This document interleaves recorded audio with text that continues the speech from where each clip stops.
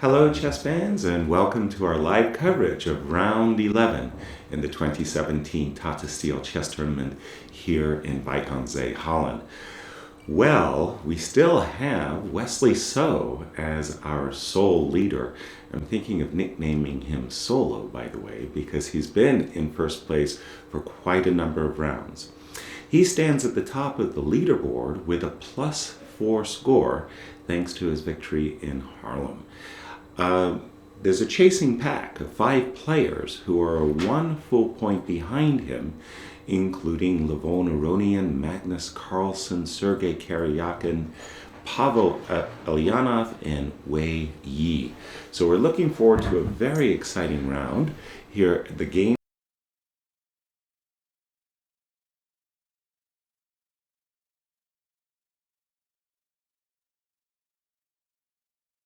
Sergei, Ian, Pavel, Magnus Adiban. Now that's a game that's really got my attention. Anish Giri, Pentala Hare Krishna, Richie versus King Luke Van Welly. And we have a little problem with the transmissions of the games, but in the challenger section, we have some fantastic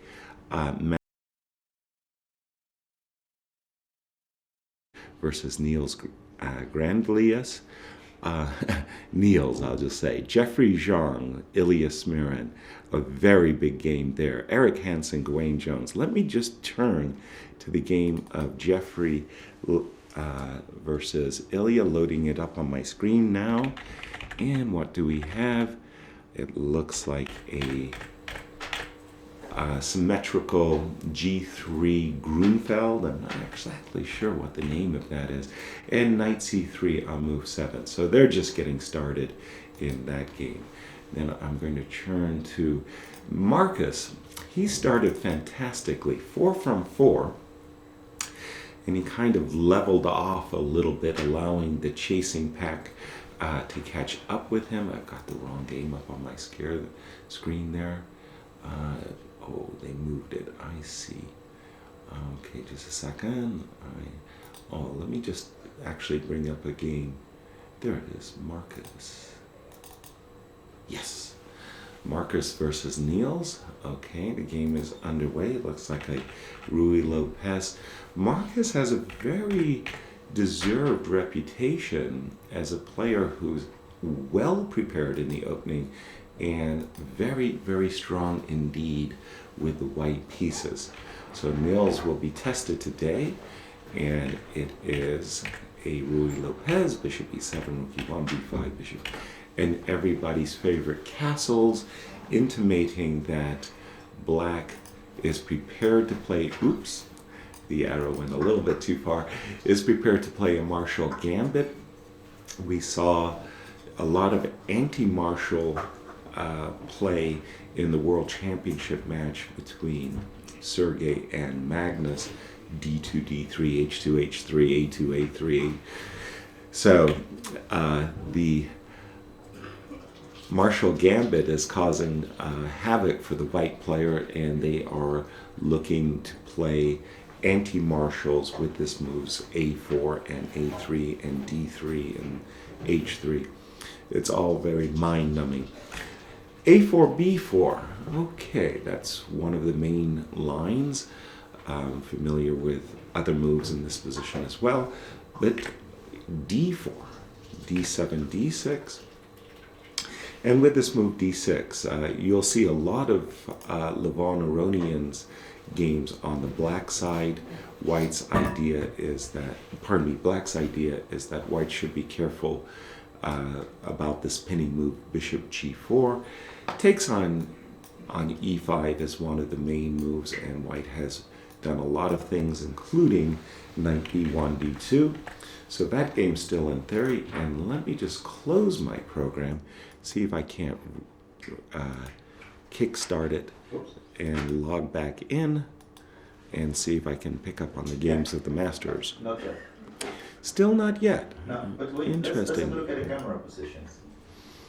All right, let me do that then. Okay, we have again, a game that I was really attracted to from the very start. I have it here on my screen. Magnus versus Audubon. Now, one of the funny things about Bhaskaran's play in this event is it has been all over the map. This young man has essentially brought a lot of openings and defenses into the play that we don't very often see at the elite levels, including the King's Gambit. Today, pardon me, he is essaying the Scandinavian, one of the oldest and most direct ways of attacking e2, e4. Essentially, I divide the defenses to the move e2, e4. Oops, excuse me. Let me just go back. To those defenses which attack the pawn on e4. So we can think, for example, of a French defense, or a Caro-Kann, or a Petrov. And then there are those defense that allow e2, e4 to exist, a Perk defense, if you will. The Scandinavian is the most direct attack. Also, the Alekhines is a way of attacking the pawn on e4. The Scandinavian is the most direct way of attacking White's opening move. And if the Scandinavian was a good or equalizing defense, it would really mean that e2, e4 would be unplayable. At the highest levels, however, the Scandinavian is not considered an elite defense. I saw in the 1990s, the mid-1990s, that Vichy Anand sometimes would play a Scandinavian. For example, he did that in his World Championship match with Garry Kasparov. But usually speaking, at the highest levels, it's a rare guest. Knight f6, knight f3. Well, okay. One of the more forcing variations in this position would be bishop b5 check, bishop d7. I believe this is called the Portuguese gambit, with bishop coming back to c8. Some fun stuff going on over there. That wasn't Magnus's choice, however. He played the move knight f3, waiting to see how black is going to recapture this pawn on d5. If he recaptures with a queen, then we're back into everybody's favorite territory with knight c3. If he recaptures with the knight, oftentimes white plays d2, d4, bishop d3, c4, and, well, thanks to the pawn on d4, oftentimes versus a pawn on e6, white is considered to have a little bit more the more comfortable play. Knight f3, no, I don't think, let me just update my board. Yes, after knight f3, knight takes d5 was played. d4, bishop g4, h3, bishop h5, bishop e2, knight c6.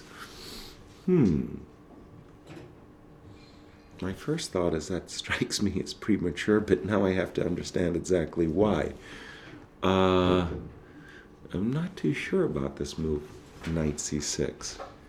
That is quite a challenge, I must say. I'm more familiar with moves like c7, c6, as well as e7, e6. Now that the bishop is out here on the h5 square, knight c6 really is inviting this pawn expansion. Let me just see why c4, knight b4. It may be some really weird, crazy stuff. Knight d4, and you can't capture either the knight on b4 or the knight on d4 thanks to the knight coming to c2 with check. This does look very provocative, and I guess Magnus is sitting there considering his options and trying to refresh his own preparation for the Scandinavian. Coming from Norway, you would expect that he has had quite a bit of experience with this specific defense. So we're going to leave it to Magnus to solve his problems, and let's take a walk around the stage, and we will bring up the game of Radislav and Levon.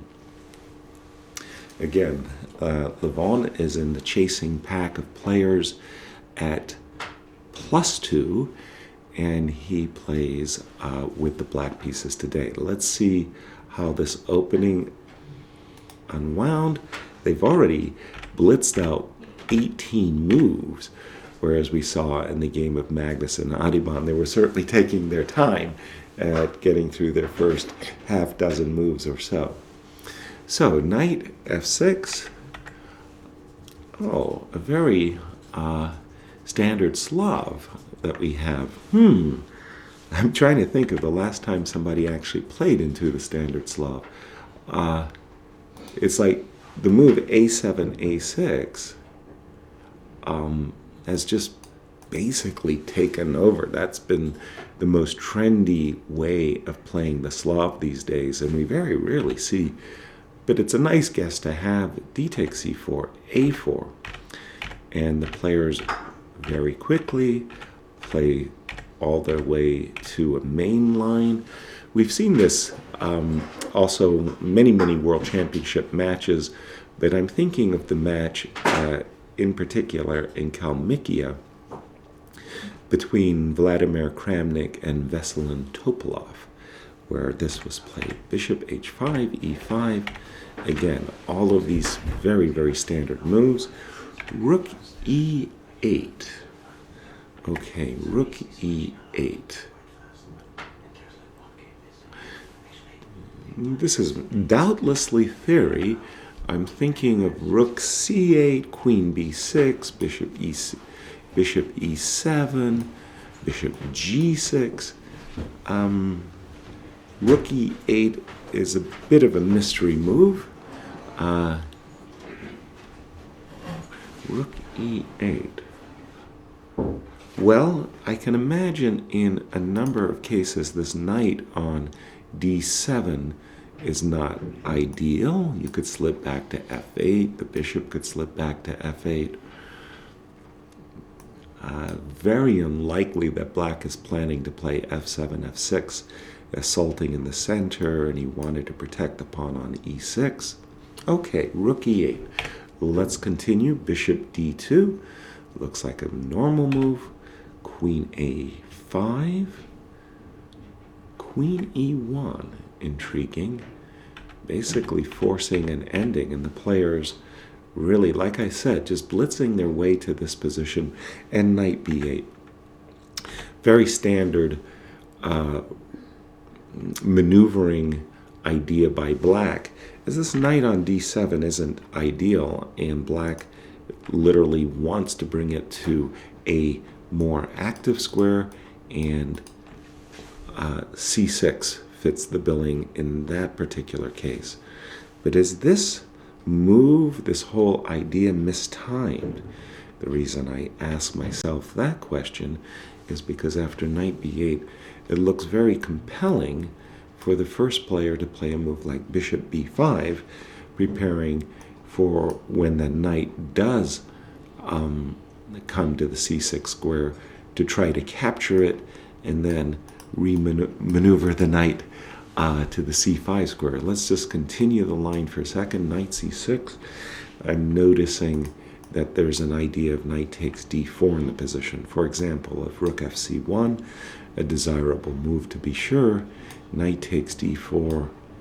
There is a variation like this, where black is regaining his exchange.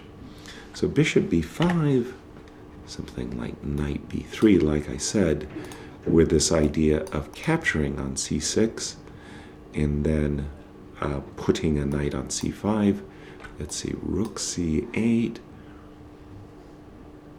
This all looks okay for black, especially if black can maneuver his knight away from this capture. Then black is basically equalized, and all of his opening troubles will be in the past. All right, well, let's go.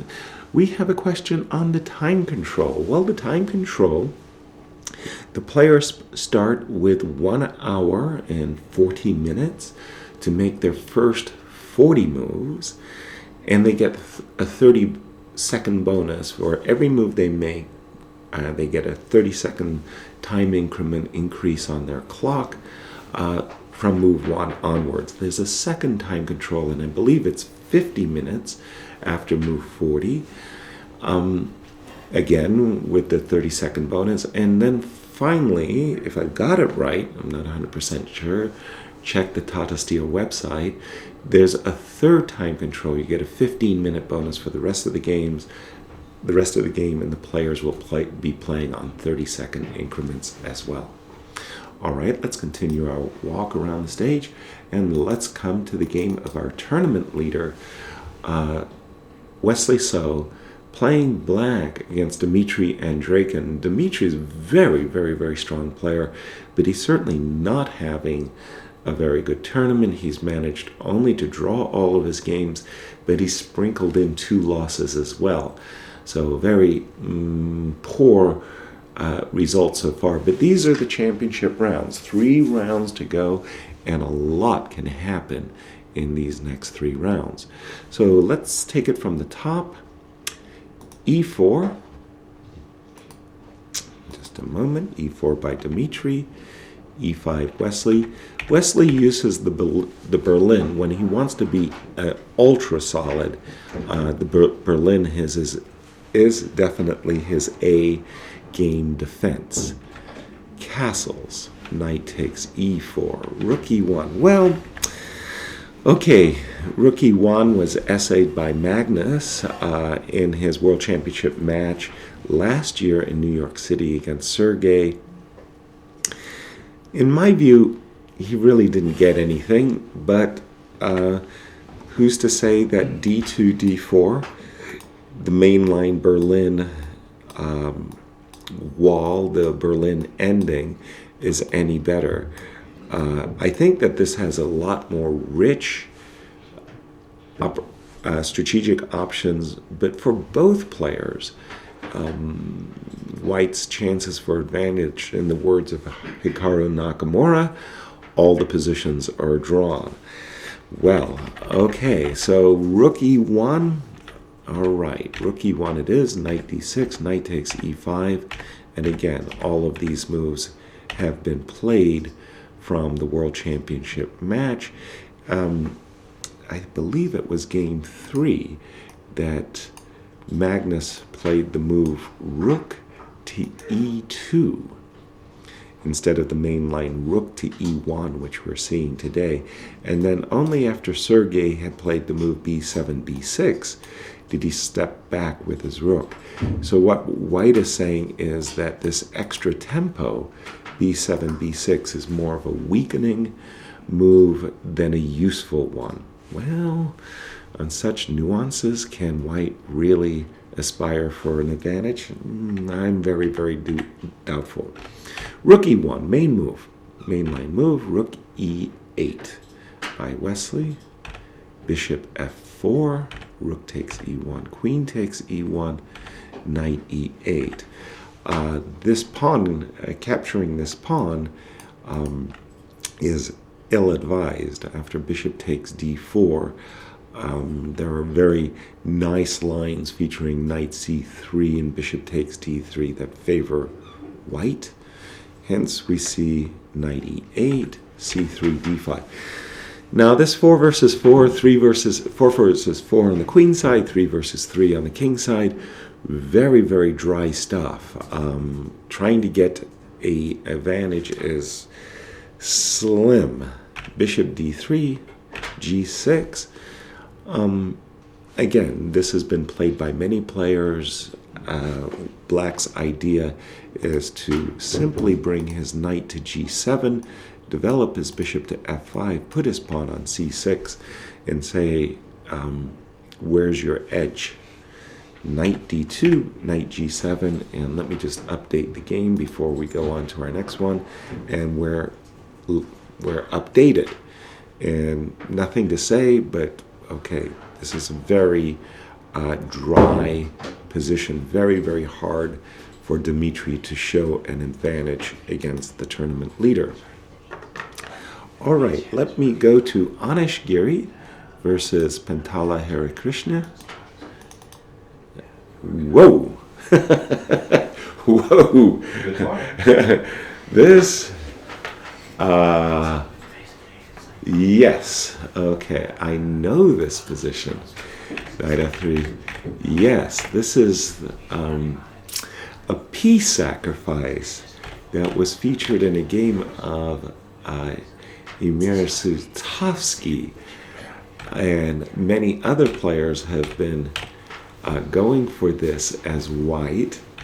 d2, d4, b5, bishop d5, rook a7 takes. And I'm about to be joined by the delightful Anna Rudolph. Anna, always a pleasure, thank you. Absolutely. I was trying to grab a chair. Please do, please do.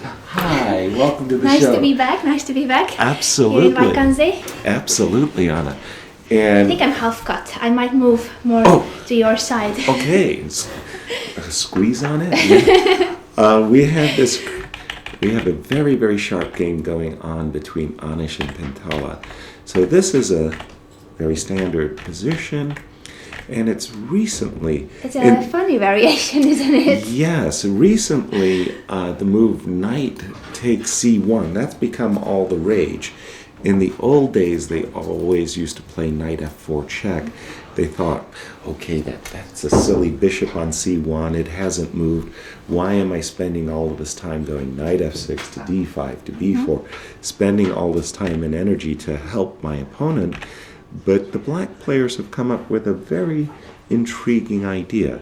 Basically, they're saying, I've spent a lot of time. I'm way behind in development, but I want to punish you for your king being in the center, and I want to do this in a very specific way. That is to say, the black players. Their argument they're making is they have good control of the d4 square. So they want to play bishop g4 and knight c6 and kill you. But they don't want to really allow any ideas like knight c6 and bishop b5 type of thing. So they start with the move a7, a6, intimating a piece, b5, bishop b3, c4, they'll capture a piece. Never a piece move, just pawn moves. Right, exactly. Now white says, hey, look, I've got a big edge in development. Let me open up the position. Black says, give me your bishop. White says, you can't have it. Black says, I'm insisting. Now I want to play e6. And white takes e6, c6. Wow. Yes. This is a piece sacrifice. Exactly. Is this still theory? It is. To my knowledge, other moves have been played here as well. b2, b4, but c7, c6 is definitely a very sharp line. Now, I'm told that rook a7 was a game of David... Yakovenko played it, Dmitry Yakovenko, and he won 2 Right. games in it, it seems. So With that's black. very good Yeah. result for... But now c6 is the new move in the database. There have been previous moves. Again, I'm trying to remember. And that Yakovenko actually. played it with white, so he knows Yeah. this variation with both colors very much. Exactly. I'm remembering that white is doing very, very sharp things here. Queen d4 is another move. Okay, but c7, c6 is a direct attempt at trying to refute black setup. Now, if you don't take you've got to take the bishop either sooner or later. From white's point of view, if you don't take the bishop, he's just planning to complete his development. Rook e1, king f1, and saying, okay. So let's have a look. So takes on d5. Now, unfortunately, there's 2 attractive options. One is to take with the pawn so that these beauties on c6 and d5 really hamper black's development of his queenside minor pieces. The immediate problem seems to be that rook e7 check is rather an annoying move. Your king is in the center. You kind of don't want to drop back. Your rook on h1 is complaining Yes, very true. loudly. Though the rook is very funny on e7. As well. It would be like one of the few positions where you actually play this move with the bishop on f8, king on e8. Exactly. Like what is the rook doing on e7? And Yes. you're kind of, you stop, you're looking at d5, d6. But it's effective. Yeah, but the most, let us say, challenging move Knight takes. is knight takes. Because, okay, in this particular case, hello, that's a pretty big move. And if you make a development move that looks very normal, you want to control the square, well, this Double attack. is everybody's favorite double attack tactic. So let us, and in this game, it looks like Pentala's in deep thought. I can As- understand him because imagine Anish Giri sacrificing a piece which is clearly his preparation. He is up Absolutely. 3 minutes. And Pentala, knowing that he's playing against the engine, Yes. that's very inconvenient. Well, it's intimidating to be sure, and inconvenient is one way of putting it. But yes, thanks to the increment, Anish Giri has 3 more minutes than at the start of the clock at 1:40. So he's played it very, very, very quickly, all of this. And again, Pentala may be thinking that, well, maybe I shouldn't touch this pawn. For example, rook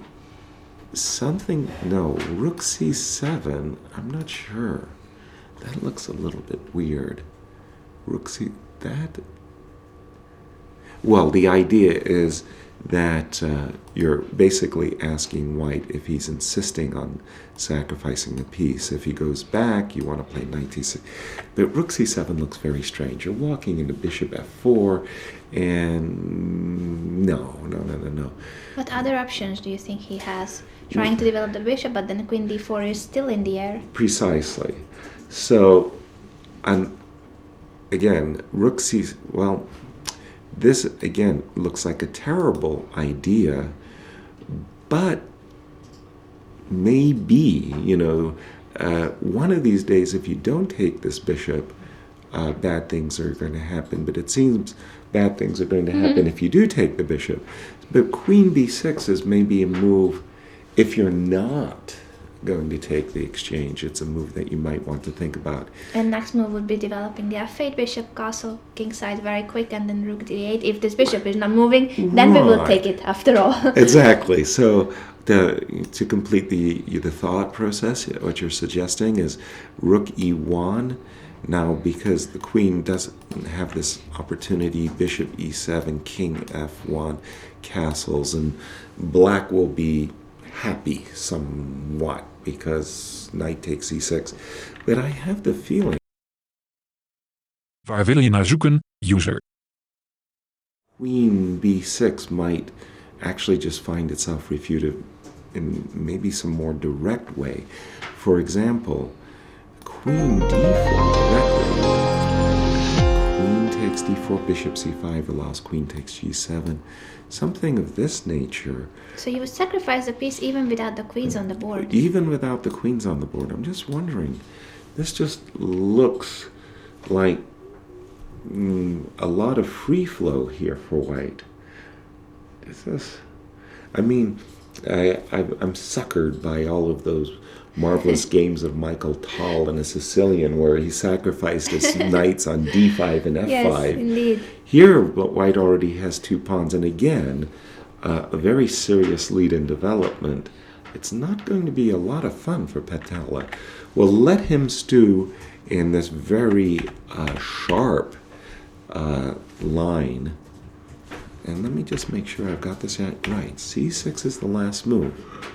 Very, very sharp, interesting things. We'll come back to that one. What games did we not see? Let's go to this very important game for our standings. It's weird. We had a free day yesterday, much needed free day. And I came into the studio and I realized when I was looking at the tournament leaders that we actually have 5 people tied for second. So I knew there was a chasing pack, but I didn't realize it's a huge chasing pack. And here we have 2 of those players in the chasing pack, Yi Wei and Sergey. Let's see, e4, e5, the Minister of Defense Exactly. his standard classical and Berlin. Okay, D2, D3. The Berlin that has been featured in the game of Dimitri and Wesley really is boring. Now we understand why a lot of players are trying to keep all the pieces on the board with the move D2, D3. Yeah, it's very popular. I feel like this is the main line against the Berlin. Like it used to be just the sideline, but now it's the most popular. Without question. Keeping the pieces seems to be White's best option. And yet on the other hand, when we do play this move D2, D3, and the game takes on the characteristics of a Spanish Ruy Lopez, it's sort of like White has lost some of his vigor in playing C3 and D4. And the D2, D3 positions, which everybody seems to be playing. I mean, all of the games merge together in my mind, and I can't keep them separated. Yes. They're very similar. But yes. These tiny details that later, if it's H3 or move 12 or a move earlier, and then whether you go rook E1 first, right. All these details count so much in these positions. Exactly. And I think these subtleties. Yeah, you really need to be on the top of your game to understand them. I think in one of the games, at least, of where Sergei committed an early castles, there was there was a bishop G5. So after C3, castles. Okay, is Bishop this position? takes was played. Bishop takes was played. Was it bishop G5? Bishop. I can't even remember, and this is a world championship game. That's Bishop G5, H6, Bishop H4, Bishop E7, something like that was played. I think it was game 10. Have a look. Bishop takes E6, B takes E6, Knight takes E5. Whoa. Somehow in these Berlins, White never takes this pawn. It's always like Black gets good compensation. D5, D4, all of this is theory. And at least let's for see. White, because look at their clock situation. Verrier on 1:43, just like Anish, and Karyakin has already used half an hour. Wow, very, very sharp. Now, I just want to say that On the Road in Haarlem was absolutely a magnificent experience. The city of Haarlem is incredibly beautiful. 500 years of imperialist history. Haarlem was one of the great centers. A lot of wealth flowed to Haarlem in this beautiful cathedral.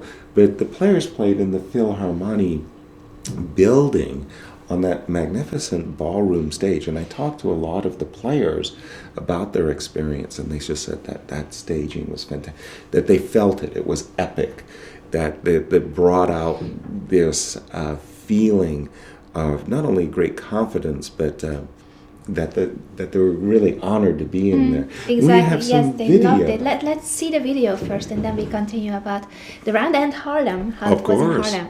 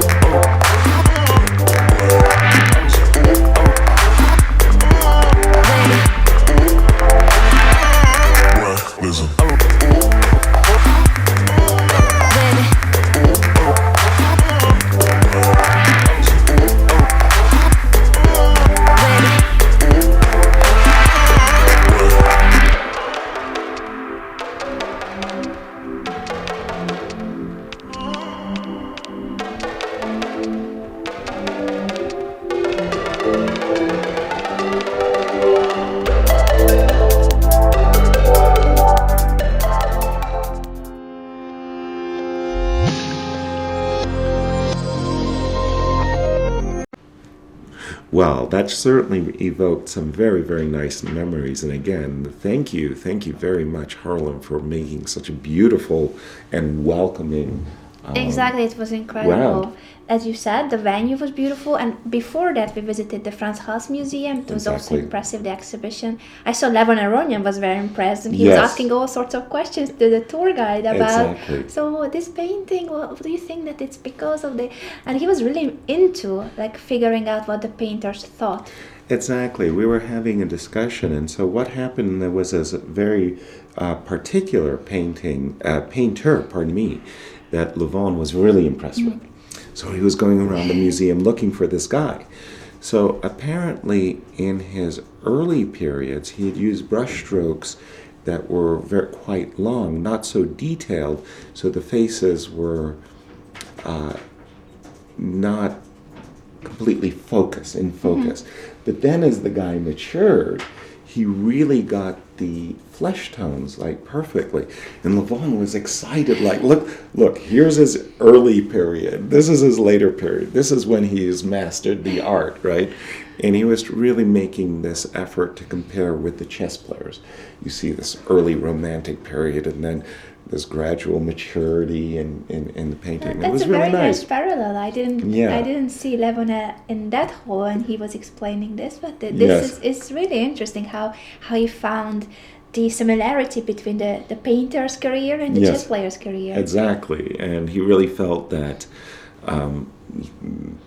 that particular master had really only mastered the art of painting, 30 years into it. Like it needed such experience.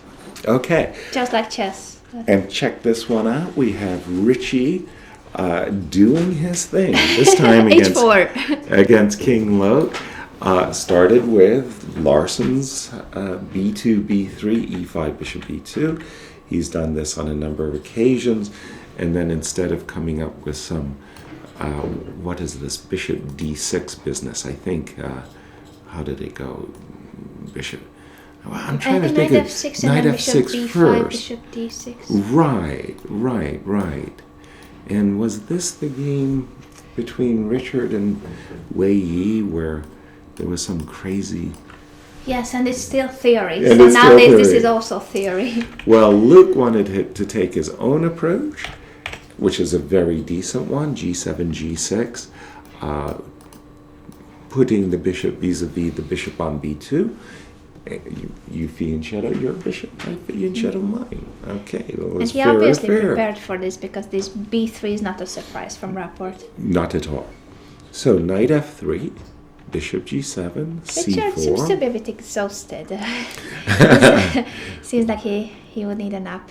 Well, for me, I just wanted to say, I mean, the players are working far more intensely, but for me, that free day was just like ideal. I Yes, just really I know. needed it. I felt it, and especially as we're preparing for what I call the championship rounds, these last 3 days, it's a marathon event. You've got to bring as much energy to the games as possible, and well, here we have it. Round 11, C4. So it looks like an English. What was Luke's last move? Because it Rapport was more than surprised at the sight of it. D6. So this looks all very, very standard. Could almost be considered a closed Sicilian in reverse. Bishop E2. And Luke said, let's do it. Let's play F7, F5. So Black's idea is as simple as it looks. He wants to play knight F6, castles, and E5, E4. Thanks to his control in the center, he wants to blast in the center. So F5 looks, and then H4. Okay, that really mixes things up. That throws the monkey wrench. H4, and well, I don't know if it's a threat per se, but H4, H5. The drawback, of course, with H4 is you've always, in the opening, you're always assaulted with 3 questions. 3 and only 3 questions. You want your fair share of the center. You want good development, good squares for your pieces, and you want a safe king. That's all you want. A safe king, good square for your pieces, and your fair share of the center. Now, when you play the move H2, H4, your king's saying, Have you thought of me? yes, have you thought of me? Where do you intend to hide the white king? Well, h2, h4 is basically saying, I'm not really thinking about there. At the moment, after the move h4, you're basically saying, I'm probably keeping my king in the center, but then eventually I'm going to tuck it away on the queen side. Now, the move h4 does have h5, and then the real question is, was there some sacrifices perhaps prepared? Yeah, that's a bit fishy. And we received information that this h4 was actually played in a game by Ljubojevic against Sabo. That's not a recent game. Laszlo Sabo. Wow, that's going back in the old library, Exactly. yes? So it followed by the move that you suggested, knight f6 and knight c3 was played in that game. Okay, makes sense, because we are both kind of like Yes, this squinched our h5 noses is, and said, no, there's no reason. maybe after Black Castle's kingside, but not before that. We lack development, certainly. Okay, so I can understand that Lubo wanted to position his knight here, maybe after a trade, then to play the move h5. Do you know how the game continued after knight c3? I'm not sure. Okay. But what we know is yes. that Luke was afraid of h5 to that extent that he went h6. And Yes. that's the moment when Rapport was more than surprised by looking at the board. He eventually expressed his surprise. Yeah. Well, on the other hand, I must say I'm a big fan of the move h7, h6. So much grandmasterly experience in my career that when, Harry the H-pawn has moved up in this harassing kind of style, I've always liked the move h6 with the obvious intention of keeping the king side closed by playing the bypassing move g5. And then I've kind of like patted myself on the back for my great understanding, and keeping, and I try to say, well, you're silly because you've isolated your h-pawn, and after knight f6 and bishop e6 to f7, I'm going to capture it. Ha ha ha. So h4, h6 is what I would consider standard, and a kind of a surprise that in that webcam shot you saw Richard going into a deep think, like, who would have ever thunk about the this move h6 h6? definitely Now, is not what he expected. He might have seen this Ljubojevic Sabo game, and maybe that's what he considered as the main line if he prepared for this g6. Yeah. Actually, I'm not even sure that he could expect this setup from Luke. Yeah, now the one thing I will say, the drawback, every move has its strengths and weaknesses. And what do we see? The weakness, the drawback of the move h6? Well, of course, the pawn on g6 is no longer protected. But we're not worried about it, right? Yeah, so not yet. He went for knight c3. He went for knight c3. Developing move. I was about to say d2, d4, e5, e4, and we could potentially see Go the to move. f4. Yes. So, like, try. Okay, Yes. but it also feels like white is wasting a lot of time to try to prove that the pawn is somewhat weak.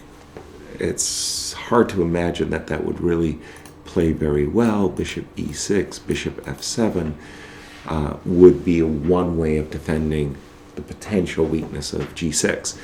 That was not Richard's way. Richard has his own approach to chess, which makes it so very interesting to follow his lines. He just played knight c3 and said, okay, I'm developing. I'm sure Black will also develop. Knight f6 is the most logical. And now at some moment you have to make it's about to be defined. I mean, you're going to play either d2, d4, occupying, attacking the center, or you're going to be playing it in the very crafty Sicilian way with d2, d3. And you're going to have to define it rather quickly. If you don't make that decision soon, Black is ready to play e4, so let's make a waiting move, shall we? a2, just as a demonstration. If you don't make this move d2, d3 soon, then after e4, knight e5, actually I simply prefer Black So Yes, lots of space, and as you said, it's difficult for white to simply finish development. exactly. Also, with this knight very nicely on e5, you might say, okay, the knight, you've got a good knight on e5, I've got a good knight on d4. In fact, you don't. I will have to move c7, c5, and you don't really want to play f4 once you've played h4. No, not really. Because something like this is actually too ugly for words. I mean, it just kind of sends the chills up the spine. The g4 square is a great square for a knight. It's just very annoying for the first player. So let me just get an update of the game. Knight c3, we're expecting knight f6, and at the moment, if you were to ask me which side I would choose, I actually prefer black, only because I don't like playing with weaknesses like h2, h4. How about you? Would you prefer white or black? Oh, I also feel like black's position is more like the way I would have played, because I'm also not going for these h4, h5 moves early. But at the same time, if we consider that it's Richard Rapport playing with the white pieces, I think he's very happy with his position. So I think even though it's not how we would have played with the white pieces, he is more than happy. He likes walking off the beaten path, and Definitely. we all understand that. But at the same time, I'm sitting here saying, okay, black's play is very, very simple. He's going to castle. And again, I showed this e4 move. So for example, let's take another approach. Let's just say d3, castles, queen. Where would we like to put our queen? d2, c2? Well, now knight f6 was played by Luke. Right, d2, d3, castles. Not so easy to say, right? Already we are confronted by a very direct question. What would we like? Okay, we'll put it on d2 because we're unsure of ourselves. And the nice part is we'll take our move back in a very short while. Bishop e6. Yes, it's very harmonious. The black setup. Is completing his development. I don't see it. If you, in these positions, play d4 and the bishop settles back on f7, castling long. Now you see these two bishops on f7 and g7, and you quickly imagine an a6, b5 being played, and you're going, what am I doing? I'm not playing g2, g4 in the near future. Not playing h4, h5. It's just easier to play black. All right, let's leave Richard to do his thing. We shall have a look at this game in 15-20 minutes, and we'll see how he develops. A game we haven't seen is between Ian and Pavel. Pavel, having that brilliant start out of the gate, he's been very unlucky. He's played, in my opinion, he's played the best chess. Yes, so many winning positions, or close to winning positions. Absolutely, absolutely fantastic stuff, but he's been so unfortunate in these last 4 or 5 rounds that he hasn't actually been in the lead or increased his winning score. He stands in a tie for second place with +2. Today he plays Nepo, but very unsteady performance, shaky. Shaky, definitely. Right, for Nepo, because even as poor as it has been for him, he was lost against Luke Van Velde, the tail ender, and just imagine if he had lost that game, then he would just be thinking, oh my gosh, why did I accept my invitation? He's playing against Pavel, d4, knight f6, the Trumpovsky. What can I say? I'm not a big fan of the Trump, but hey, look, when Magnus plays it in a world championship match, it can't be all bad. Bishop g5, d5, knight d2, and Pavel actually had a nice, I'm thinking it was with Dmitry and Draken, where he played like c5, knight c6, queen d6. Against Draken, and he got the winning position. Yeah, and played very aggressively, c5, e5, e4 on the black side of a trump. But not today. Not today. A more traditional way of facing this setup. Quiet approach, if you will. e3, queen b6. It's kind of intriguing. for me, that black is saying, I'm playing queen b6, I'm going to take your pawn on b2, and he is saying, be my guest. And then he doesn't. And then he doesn't take it. Right, exactly. Bishop d3. Oops, sorry, that went fast. Bishop g4. Do you know why he doesn't take it? I'm not sure myself. I don't know. I thought that the idea of queen b6 is obviously to take this pawn. So, And then he was afraid of himself. having said A, you should say B. I'm assuming knight e2, and you don't, in this case, you're not interested in developing your bishop because that will be great for white, that he will be able to. So I'm assuming he has to, I don't know, draw back with the queen, and it's something slow. You lose 2 tempi, and white will play c2, c4. Okay, it's a pawn. He didn't do it. But then, as you said, if he already went for queen b6, he should have taken. Yes, then the follow-up. Bishop g4, knight e2, and now for sure, you're not taking the pawn on b2, and then the question is, why did you play queen b6? He went e5. Look at that. If we go Knight to the d7. end of the line, he's once again playing aggressive. f2, f3, knight f4, trapping the bishop. Bishop went to g6, and now we have queen e2. And e5, that was his last move, and that's when I started to be happy that, yes, he's going for sharp play again. Yeah, but now white, with the move queen, Feels like it's opening the position for white here.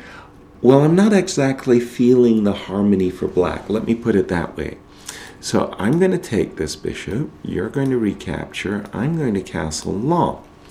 Now, I'm a happy camper that you're not winning a pawn for the simple reason that your king will be in check. So there's no winning of a pawn. I think everybody will be now castling long, I suspect, right? Mm-hmm. Okay, good. Tell me when I'm making a mistake, by the way.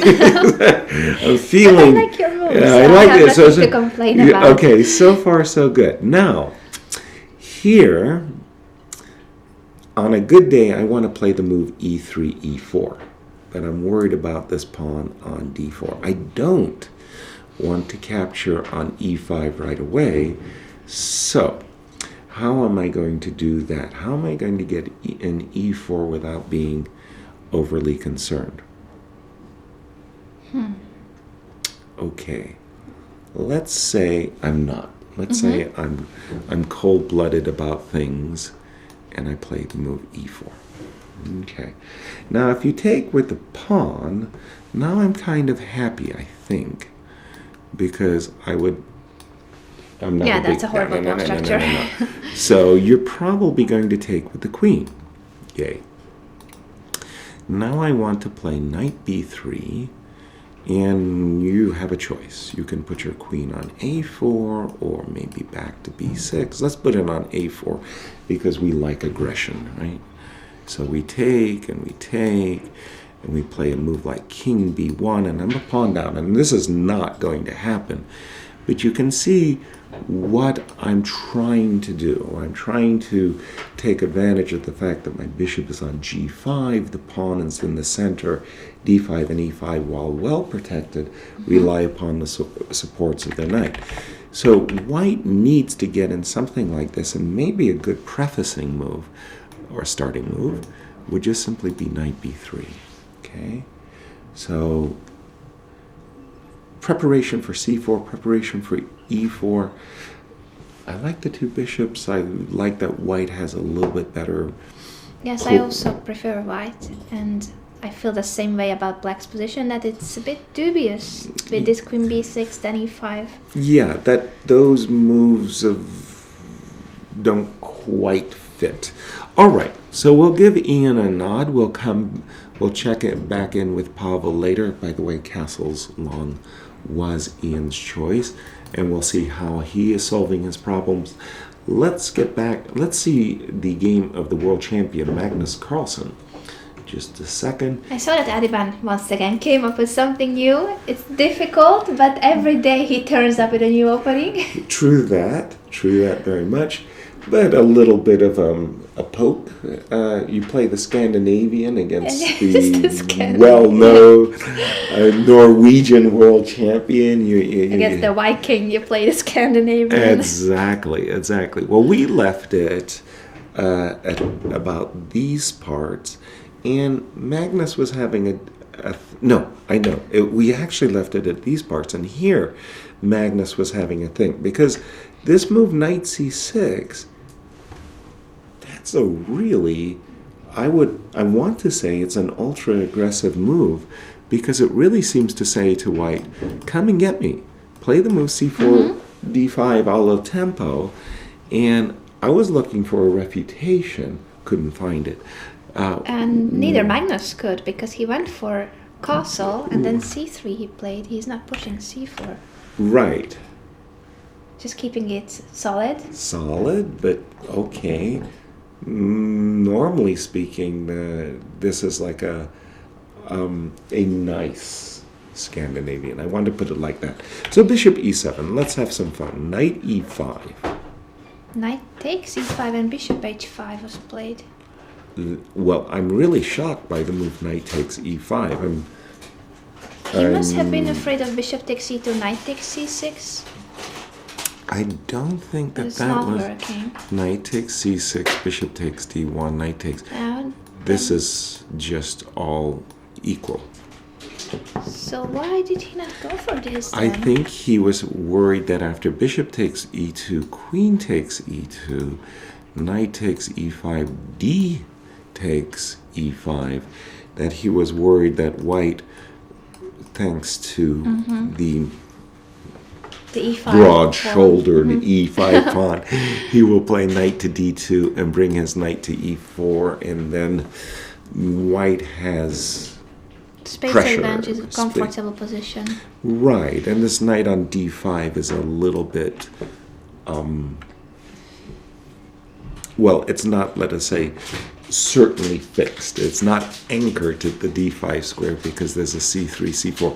However... But I'm puzzled because even with this mover there, what if after knight takes, white takes back? Was he going to move the bishop to g6? Yes. Then in this particular case, then I think black is saying, okay, I'm going to make it that much harder for you to play the knight to d4 to e4. Yeah, this must have been his idea, you're right. But, excuse me, two bishops, bishop takes h5, knight g6, queen b3, not the Trompovsky, but here, guess what? White definitely is ready to capture the pawn, the poison pawn on b7. Okay, no, I'm a fan of white's position here. I mean, two bishops, easy play. Okay, you can imagine that white just wants to play knight d2, knight e4, let's say, g2, g3, bishop f3, and rook e1. Sit on the position with his two bishops, and he's going to be a happy camper. I think Adiban is one of those players who likes the more forcing lines. True. And this has more the positional grind That Magnus loves. that Magnus loves. He's got a pair of bishops, space advantage, and more comfortable play. So he has everything he ever wanted from an opening, I think, Magnus Carlsen. Exactly. Even time, even on the time. Nothing special, big clock differential there. And let's see.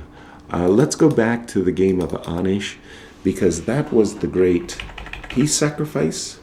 And how did Pentala react Exactly. to c6? b4. No me gusta. I don't like. Hablas español. Yeah, I don't like this.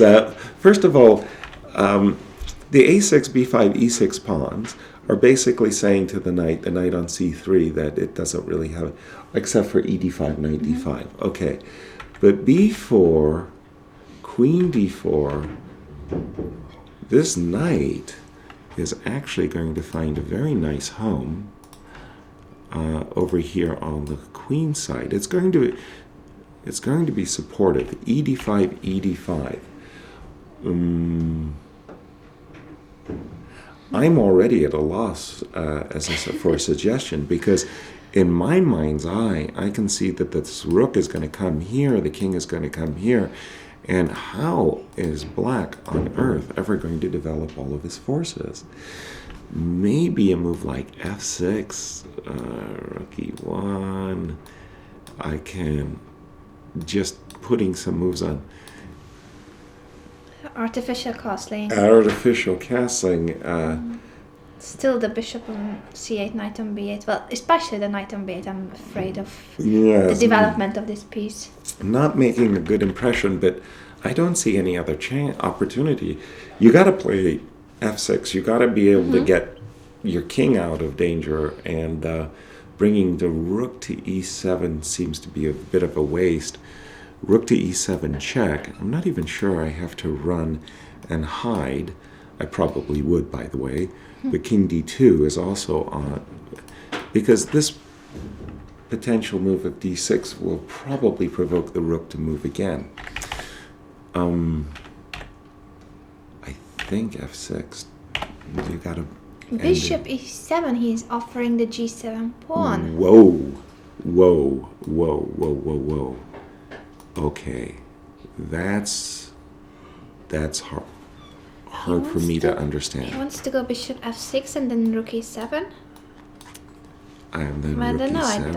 I'm not sure that's such a big deal. What's the body count? I have 3 pawns already? Yes. Ooh, And ooh. this looks just very weird. Whoa. 3 pawns. And the big problem is, again, goes back to what I was saying at the very start of the show. You got 3 issues. Everybody, when you play in a chess opening, you want your fair share of the center, good squares for your pieces, and a safe king. Neither player understands the goals of the opening, because their kings are definitely not safe. Is Pentala imagining some kind of I'm just Bailing putting out. a bailout variation where, he can do something like this, or is he imagining that he'll be able to somehow Give mate to white. Yes, exactly. Take advantage of this king here. With 2 pieces, it doesn't feel like. Well, And the hanging h8 rook is annoying too. true that. That is a very hanging, annoying. So, I'm not sure. This could be a funky variation where, you've got to be just a little bit careful for ideas. Okay, I'm aware, but you know what I'm saying. There's some vague queen d3 check, bishop h3 ideas. Maybe. Now this would be a very nice turn for us spectators. Of course. If it happens on the board, because this is a crazy position. Okay, so basically, let me get back to the position at hand. Hold on. I'll just update my bishop e7. Well, again, it's kind of a challenge. Maybe queen g7, bishop f6. You know what? How about the cold-blooded rook d1? Just simply threatening d6. Yeah, there's something to be said, because whenever I put my king on f1, I hear those cries, like the cries of the rook on h1 saying, what have I ever done to you? Yeah. Why do you treat me so badly? Okay, this looks like a very decent idea, a decent approach, because again, very forcefully, I do have ideas of d6. And we are being informed that there's a first result already from the round, draw between Andreikin and Wesley So. Wow. Well, So Wesley So remains in the lead with a point or half a point advantage, depending on what the chasing pack plays today. Exactly. Well, they did play this very tame rookie one line in the Berlin. Oh, that's boring. And it really does look like kind of game 12 of the World Championship match, the 35-minute punch, the slow pop, and game over. Okay, and essentially everybody was trading, everybody was happy, and the players agreed to draw here. Well, for Wesley, by the way, this is kind of like a dream scenario. Nobody's trying to crush him with the black pieces, and he's very, very happy to take the draws with the black and press when he's white. So this is tomorrow he's got a white again. Yeah, so this is an ideal scenario for him. His undefeated streak is now 54, if I can still count. Very Or impressive. 55. I love. Yeah, well, it's in the mid 50s, and it's I think it's 54. I believe, because I think it was 43 before the event here in Vaikanze, and this was round 11. So if I'm not too bad at adding up those two numbers, then it's 54. Right. Wow. Well, again, a very beautiful result for Wesley, and everybody in the field is kind of looking at one another. Who's going to stop this guy? I mean, can I count on you to win the game and something like this? Did you read the ChessBase website today? It doesn't seem that long ago, but it was probably a year, maybe 2 years ago. We all had dinner together. Yourself, Sopiko, Anish, Vladimir Tukmakov in one of the restaurants here in Vaikanze. And there was Vladimir Tukmakov training Anish Giri very, very successfully. Anish's career was just going through that elevator straight up in the world's top 5. And I hadn't realized that they had mutually dropped their cooperation. And Vladimir Tukmakov has been training Wesley So. Not a coincidence. Yeah, turn of events. Yeah, that now Wesley is in the top 5 and closing in on the top 3. Do you think Anish is regretting the split, and now that he's helping someone else? How can I answer that? I didn't know they had a split. We should ask him today. We will have to. For you, was that a surprise? Did you know? You're the big social... I knew previously about not their cooperation not continuing, Anish and Vladimir Tukmakov, but I did not know that he was working with Wesley, so that was also a surprise for me. Yes. Now I have a new question for the interviews. There you go. Well, and you guys, by the way, you guys should also send in your questions with the hashtag #PopYourQuestion. Every day we interview the players, and every day you guys have the chance of asking your questions to them. So the best questions every day are selected and asked to the best players in the world. Hashtag #PopYourQuestion on Twitter. Which brings up a question. Again, Anna, you know the players very well. You talk to them very often. What's their overall feeling? Who's the best trainers of the world? Oh, I think if they knew 100% the answer to that question, they would already have him hired. Exactly, true that. So I'm sure that most of them are really happy with the team they have, and it's very different, their approach. For instance, if we see Magnus Carlsen, he has been working with Peter Heine for years, and he trusts him, and he's always the base of his team. So even if he changes his seconds, even if he has new people, Peter Heine is always there. So yeah, he's the constant that people orbit around, right? And he himself is a strong grandmaster. But if we take another example, Hikaru Nakamura. Okay. Well, we know about his second, and Chris Littlejohn. Yes. Many people are like, "Oh, his rating is not high." Right. But he's very good at using the computer. Exactly. And he's very good at analyzing variations for Hikaru. So I think it's very different depending on the player what they want, because Magnus very happy working with the top Danish grandmaster, Hikaru going in a different direction, and now we see that Anish Giri also changed trainer, Wesley So working now with Tukmakov. So yeah, I don't think there's like a one single best trainer, but Right. maybe it depends on the moment of their career. Mm-hmm. At certain points you need this person, and 2 years later you need another person. So I Right. think as they evolve in their career, it's different who they need in certain moments of their Yeah. path. Well, that's a very, very sensible approach, and I agree wholeheartedly. You have a Mark Dvoretzky, for example, unfortunately passed away, really, really, really helping people achieve international master success and even candidate master success. Then you have like people like Vladimir Shushalov, Peter Heine Nielsen, who are really great at taking, the next steps.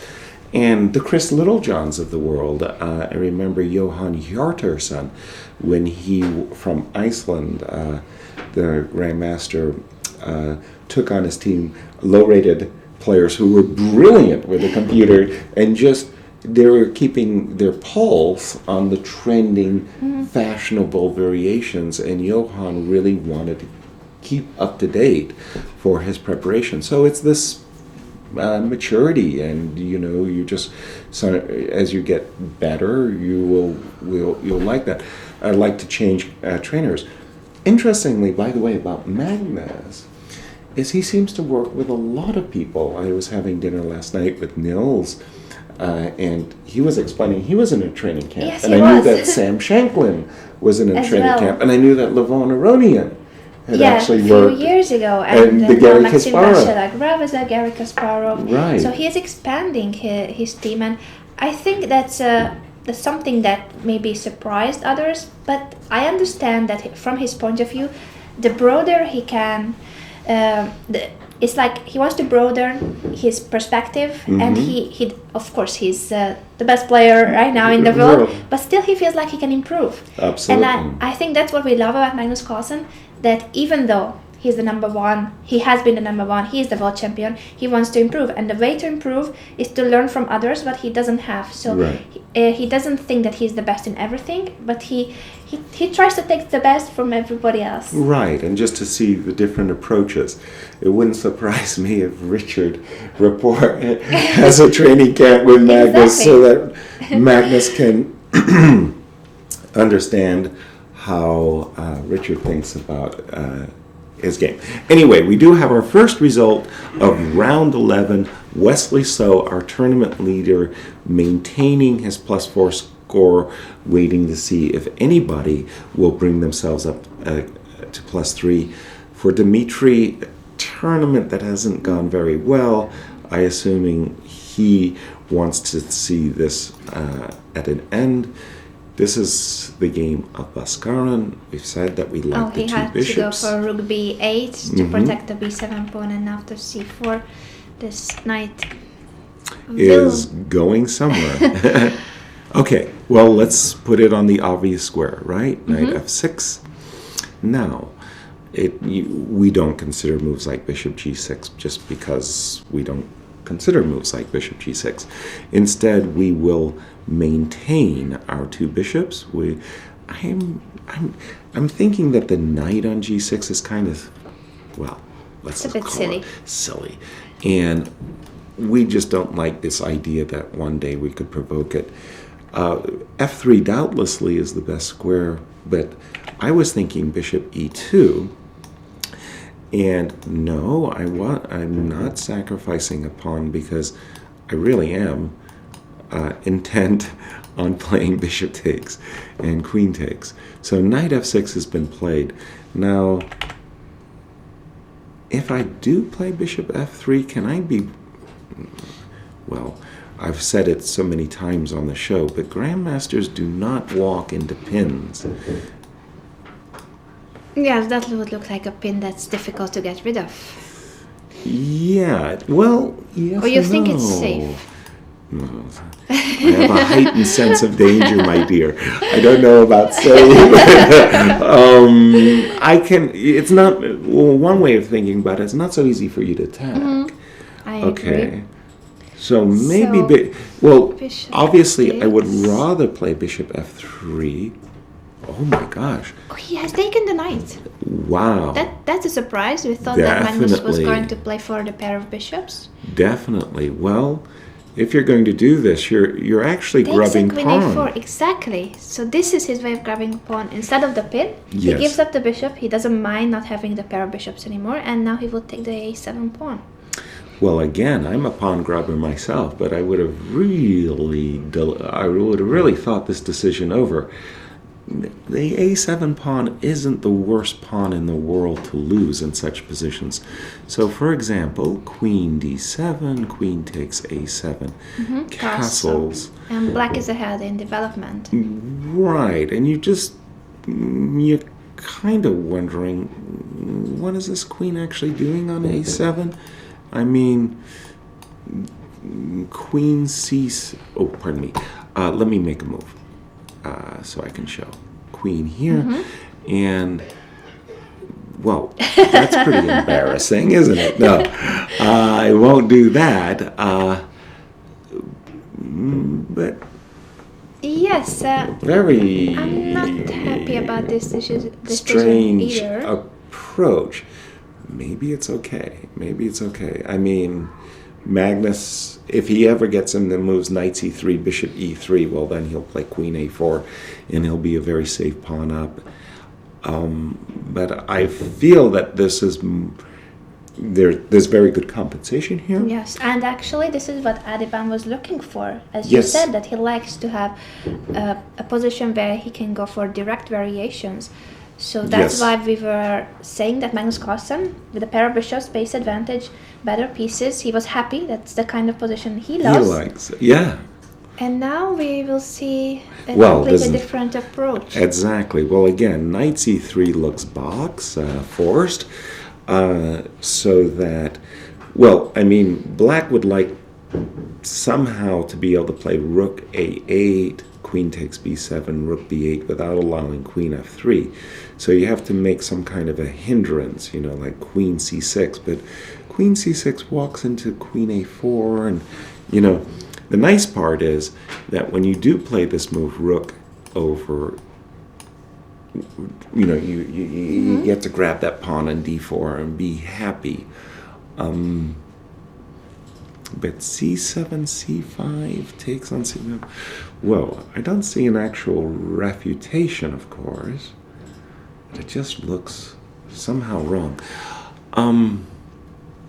It just looks wrong, White's approach here. Doesn't have that... Yes, I have the same right feeling flow. as you, that this bishop takes g6 surprised both of us. Yes, It really. was not what we were expecting from Not Magnus at all. Carlsen. Well, let's see if Adiban can make something happen.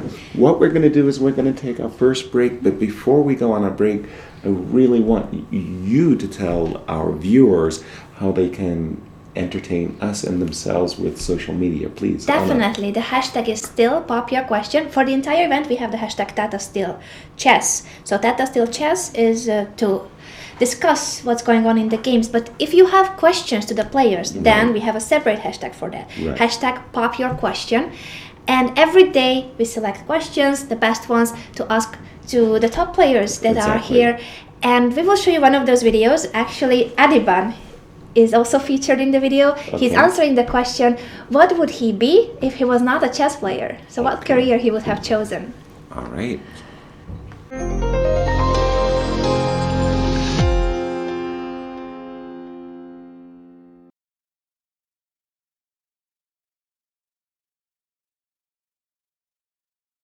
Actually, I really cannot think of a life without chess. But I don't know, maybe scientist. Oh, okay. Anything where I can have a huge salary, yeah? Yeah, maybe. No, but it's like 0% chance. I'm just hypothetical. It will never happen. No. No idea at all. I think, from childhood, my mother loves arts and music, and so I guess I would go towards that direction, because there is just too much influence from her coming that way. So that would be my career. Thank you. So I hope that you will do some more science and magic on the board with the openings. Thanks. Thanks.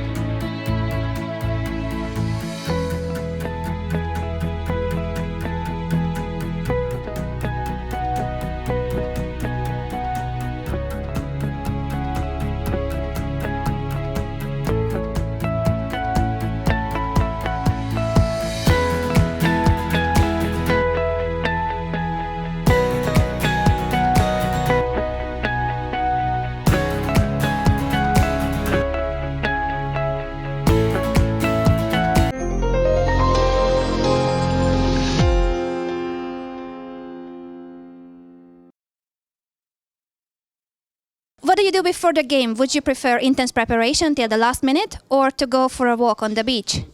Walk on the beach. Go for a walk on the beach. Walk on the beach. Probably walking on the beach. Definitely go for a walk on the beach. Last minute doesn't work. Intense preparation till last minute. I prefer to walk on the beach, but mostly it's intense preparation. If you had to choose between getting up early every day or going to bed late, never before 4 a.m., which one would you pick? No, get up early every day. I would go to bed very late. Getting up early. I get close to 4 a.m. sometimes, so I would pick 4 a.m. for sure. I prefer the former. You know, chess players don't really have a strict sleeping schedule, so prefer to sleep late. At 4 a.m. I'm always up since October 3. So, but I'm going to sleep, so I would prefer to get up early. Never go to sleep before 4 a.m. Definitely a night owl. Would you accept to get up early every day for the rest of your life or...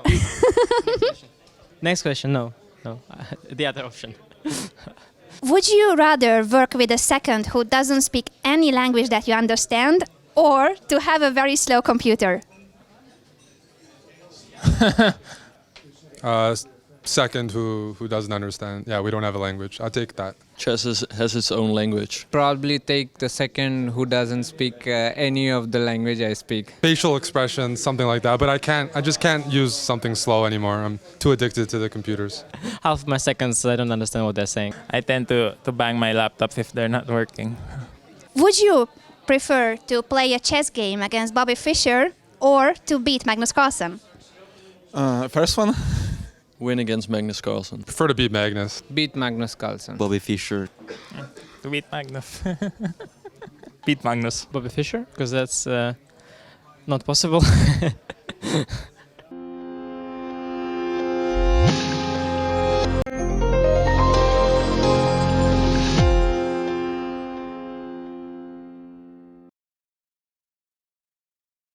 Benjamin, would you play chess underwater with sharks or in a cage with lions?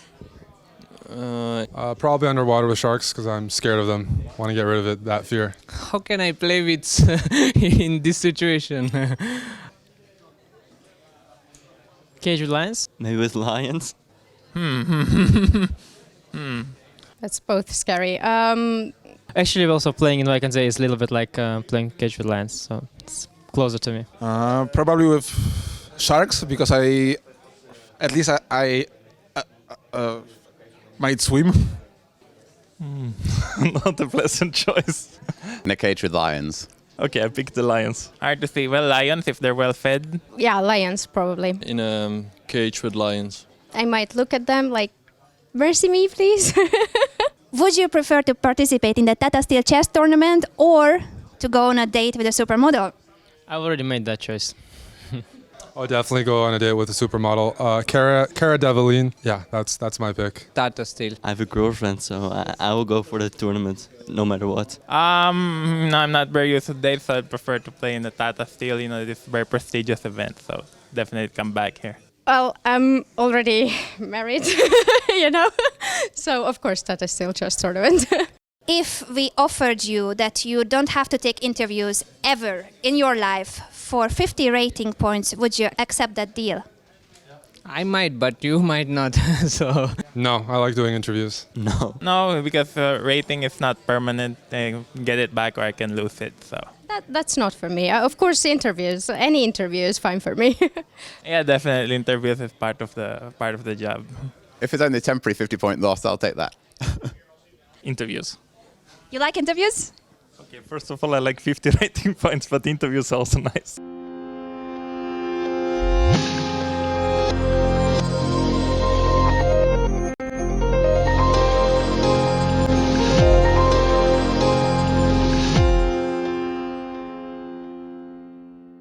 What do you do before the game? Would you prefer intense preparation till the last minute or to go for a walk on the beach? Walk on the beach. Go for a walk on the beach. walk on the beach. Probably walking on the beach. Definitely go for a walk on the beach. Last minute doesn't work. Intense preparation till last minute. I prefer to walk on the beach, but mostly it's intense preparation. If you had to choose between getting up early every day or going to bed late, never before 4 a.m., which one would you pick? No, get up early every day. I would go to bed very late. Getting up early. I get close to 4 a.m. sometimes, so I would pick 4 a.m. for sure. I prefer the former. Chess players don't really have a strict sleeping schedule, so prefer to sleep late. At 4 a.m. I'm always up since October 3. So, but I'm going to sleep, so I would prefer to get up early. Never go to sleep before 4 a.m. Definitely a night owl. Would you accept to get up early every day for the rest of your life, or Next question. No. The other one. would you rather work with a second who doesn't speak any language that you understand, or to have a very slow computer? Second, who doesn't understand. Yeah, we don't have a language. I'll take that. Chess has its own language. Probably take the second who doesn't speak any of the language I speak. Facial expressions, something like that. But I just can't use something slow anymore. I'm too addicted to the computers. Half of my seconds, I don't understand what they're saying. I tend to bang my laptops if they're not working. Would you prefer to play a chess game against Bobby Fischer or to beat Magnus Carlsen? First one. Win against Magnus Carlsen. Prefer to beat Magnus. Beat Magnus Carlsen. Bobby Fischer. Beat Magnus. Beat Magnus.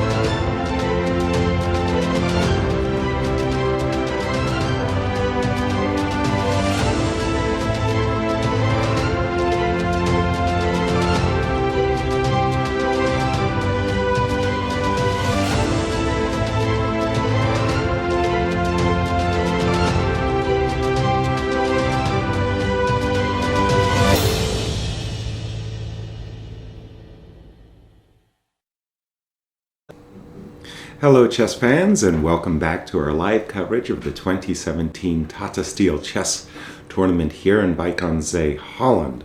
We're in round 11, and we've had our first result in the Masters group, and that was a very soft, easy day for Dimitri and Wesley. Wesley is our tournament leader, cruising at an undefeated +4, and with the black pieces today made an easy draw, and he will maintain his +4. There's a chasing pack of 5 players at +2, including Magnus Carlsen, who is playing against the ever resourceful, inventive Adiban, Bhaskaran Adiban. When we left it, we saw this position with Queen A4 check, C7, C6. This idea of grabbing this pawn on A7 is a fine idea. I'm a pawn grabber myself. But it was a surprising decision for me. Grabbing this pawn on A7 isn't really a refutation, or what I would think of as being as a refuting black setup. After Queen A4 check, C6 was played. Queen captures the pawn on A7. Bishop came to D6. Knight C3, trying to catch up with development. And now Bhaskaran played the move Bishop C7, which is an obvious telegraph of what he intends to do, which is to play Queen on D8, Queen to D6, lining up a battery to try to give checkmate to the world champion. The world champion, I believe, has just played the move Rook on E1 to D1, also fortifying his pawn on D4. Whenever the rook goes to A8, queen goes to B7. There's a queen takes D4 in the position. So rook D1, and doubtlessly we will see if I've got the position right. Queen on D8 to D6. If I just go back a move for a moment, after bishop to C7, I was thinking that Magnus may have also considered the move knight on C3 to E2 in order to meet the move queen D6 with bishop F4, stopping this mate on H2. That was not his choice. He played the move rook D1, and now the question that everybody has in mind is, okay, how does the world champion want to meet the move queen D6? He could, of course, block with G2, G3, but then after rook takes H6, bishop F4, let's say the queen will have to draw back. At least from Black's perspective, he's restored the material deficit by having captured this pawn on H3. Magnus may want to try to make the argument that after bishop takes, queen takes, king G2, rook H5, he has some type of plus. I don't really see that as being the case myself. I think Black is fine in this position. So it will be very intriguing to see how Magnus will meet this move queen D6. The other alternative I really don't like, which is to try to, pardon me, that arrow went a little bit far, to move away from the king, maybe showing a willingness to bring the king into the center, doesn't strike me as very attractive. So that leaves either G3 or F4. Maybe F2, F4 is a better choice. Still, it doesn't feel that bad to me. This pawn deficit, especially with G6, G5 as a potential battering ram. So now we do something like castles with the idea of rook A8 and rook B8. Looks like Black has fair compensation here. But g2, g3 doesn't impress, so I'm sure f2, f4 is what Magnus intends. Very intriguing game. Let's take a look at the game of Levon Aronian today. Again, he's one of those players in the chasing pack of players, and he is playing against the Polish Grandmaster Radoslav Wojtaszek, who I've been nicknaming as Radek. All right, when we left it, this was one of those games that actually was played very, very quickly. We left it, the players played their first 18 moves a la tempo, and this was the moment where Black said, okay, my knight on d7 is not doing anything. Let me, hold on, oops. Let me reroute my knight to a better square. c6. So knight d7, rook, c1, knight c6, and after bishop b5, rook e8 to b8, anticipating that white will want to capture this knight. I thought that Levon actually was going to play rook to c8, but that was not his choice. He played rook to b8, knight to b3, protecting the pawn on d4, a6, bishop drop back to f1, and after bishop f1 came hard to guess some of these moves from Black. Levon has moved his rook to e8 to b8, and now he moves it back to the f8 square. Okay, that's quite a maneuver, I must say. Rook back to f8, f2, f3. White wants to play his knight to the c5 square. He doesn't want to do so at the cost of the d4 pawn. So the move f2, f3, blocking this bishop, is preparing to play rook d1 and then bring this other rook. It's also quite likely that White is considering using his king to defend the d4 pawn, and then his knight on b3 will be released. f7, f6, trying to create counterplay in the center. Rook c3, g5. Wow. Some rook f4 being annoying. Again, keeping White's knight on b3 pressed to the d4 pawn. Oops, that went wrong. I hit the wrong button, sorry. Bishop to e2, preparing to chase the rook. Bishop g6, g3, rook f7, and now let me just update the board. Oops. And after rook f7, after all of his lengthy preparations, White has finally been able to make the knight jump, knight to c5, attacking all of Black's pawns, which makes the knight a very wondrous piece on the c5 square. He's attacking the pawn on e6, the pawn on b7, and even the pawn on a6, thanks to the fact that this knight requires the support of the b7 pawn. After knight c5, let me see if a move has been played, and it's rook e7, defending the pawn on e6. Okay, so now the question to be asked is, can White grab one of these pawns on the queen side? So knight takes b7, rook takes b7, rook takes c6, rook takes b2, bishop takes a6 is an obvious question to ask.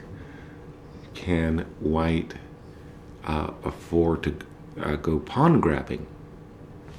Let me just see this. So knight takes b7. Excuse me.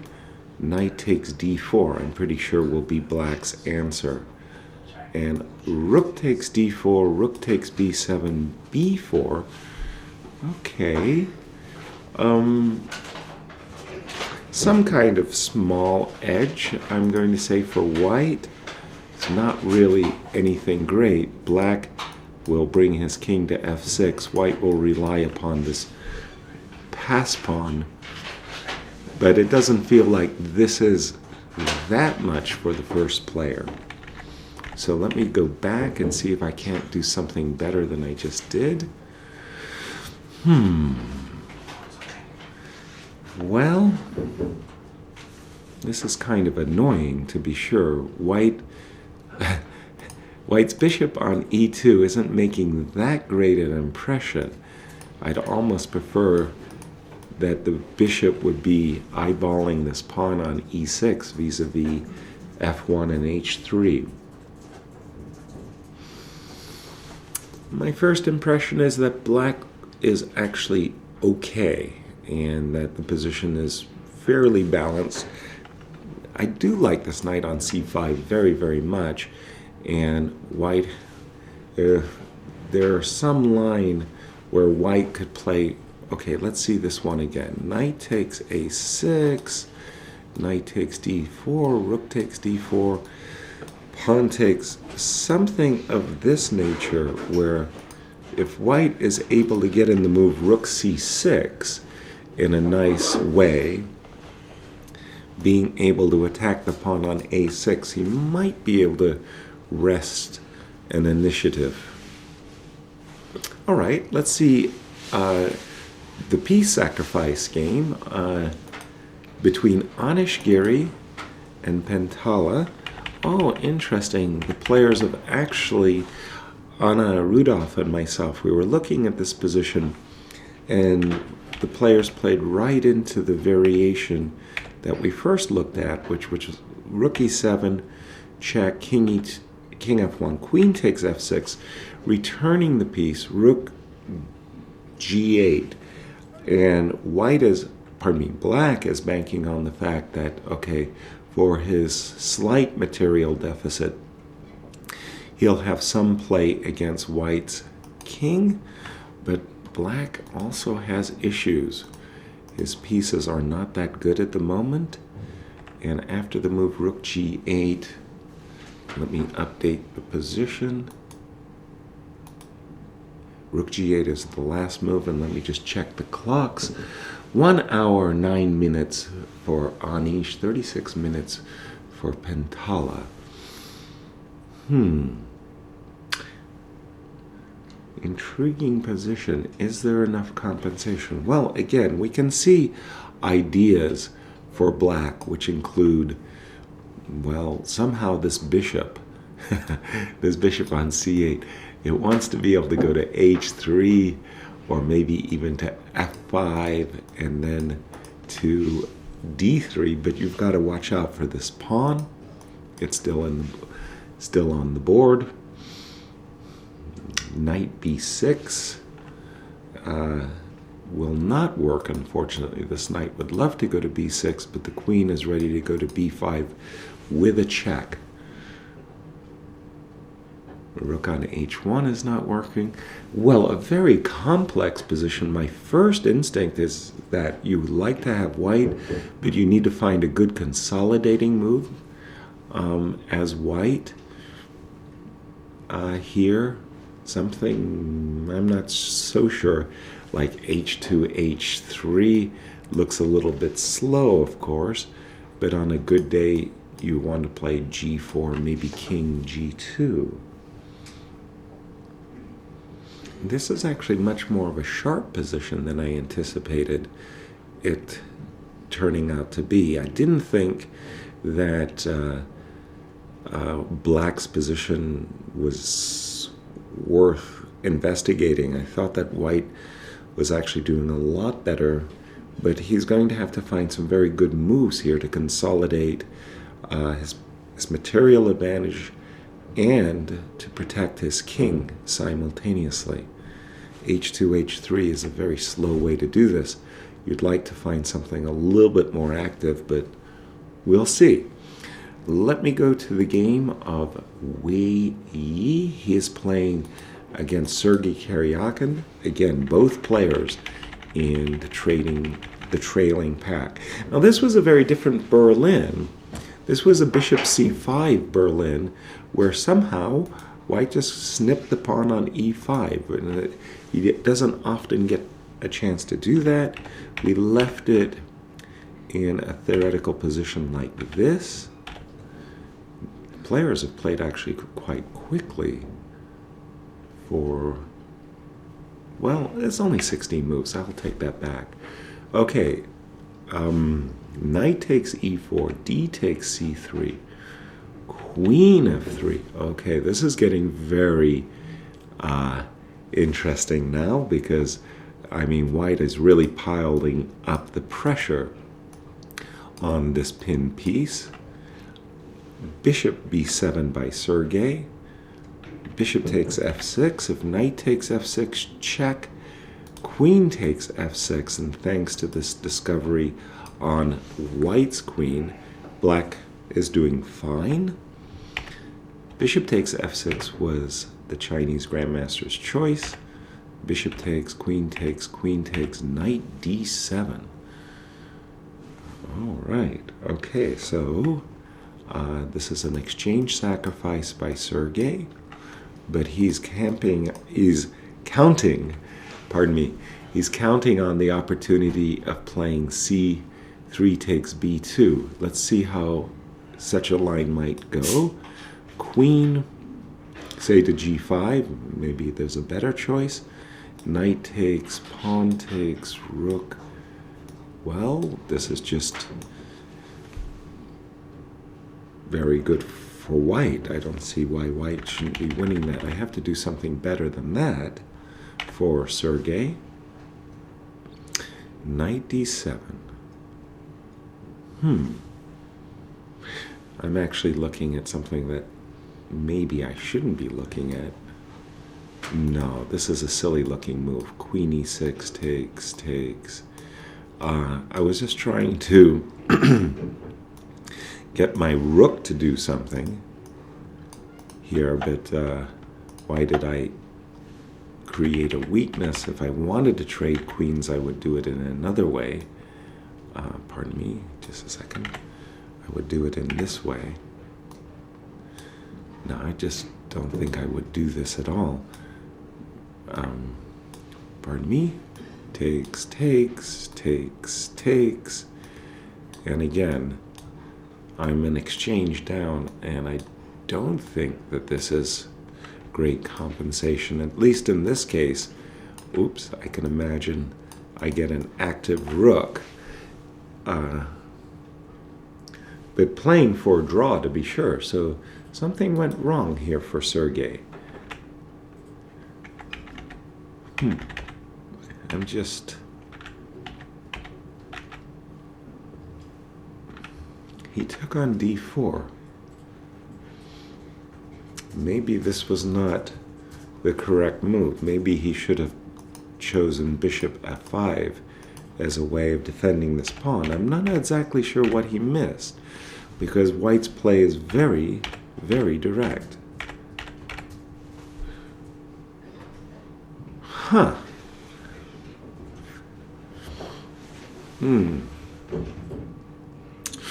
Yeah, I'm beginning to think that something here, c5 takes d4, just doesn't feel right. Bishop f5, bishop b7, that feels like a better choice for black, defending this pawn on e4, because after this coordinated attack, white just wins an exchange, and I don't see sufficient compensation. Looks to me like, again, the Chinese grandmaster, who's having a very nice result and could have had even a better result, he made a draw with Pavel when he had a winning opportunity that he has missed in a little time trouble. So let's have a look at the game of Richie and King Luke. When we left it in the opening, I liked black's position. It was after this move h2, h4 had been played. I think that was mistimed, but let's see how it unfolded. d2, d4, e4, knight, g1, This is a variation that I was looking at with Anna. Knight G1, Knight E7, D4, D5. This is an important move by white, by the way, to get in, because with this last move, Knight E7, black is ready to play D5 and maybe shut this bishop out on B2. So D5, C7, C5 by Luke. And I'm not 100% sure about that one either. Essentially, white wants to play knight h3 and knight f4, eyeballing the pawn on g6 as well as the e6 square. c7, c5, oops. Let me just do this again. c7, c5 denies white's control of the d4 square, but that makes the maneuver knight h3 to f4 to e6 far more likely. I'm not a big fan of Luke's choice of c5 here. Okay, let's see how the game went. Knight h3, castles, knight f4, a7, a6, and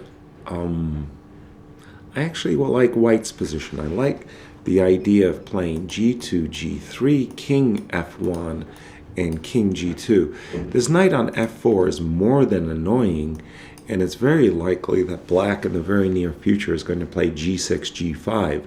So I want to keep my rook on h1, but I don't want to castle long, and I don't want my king to remain in the center.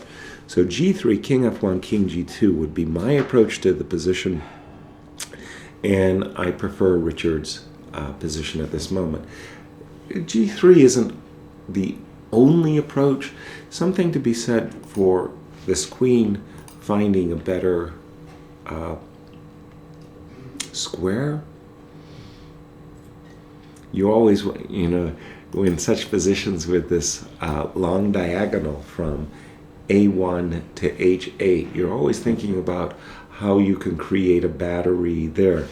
Here, a nice way would be to play A4, A5, Queen D2, Knight A4 to B6, put your bishop on C3, and play Queen B2, and then you would be dominating. So a mixture of ideas here. A4, A5 is one approach, G3, King F1 is another approach. Likely Richard will choose a third.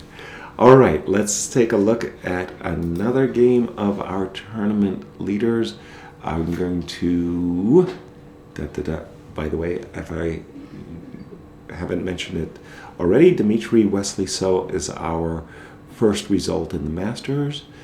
Let me go to the game of, just a second, I think it's Ian and Pavel. We haven't seen that for a while.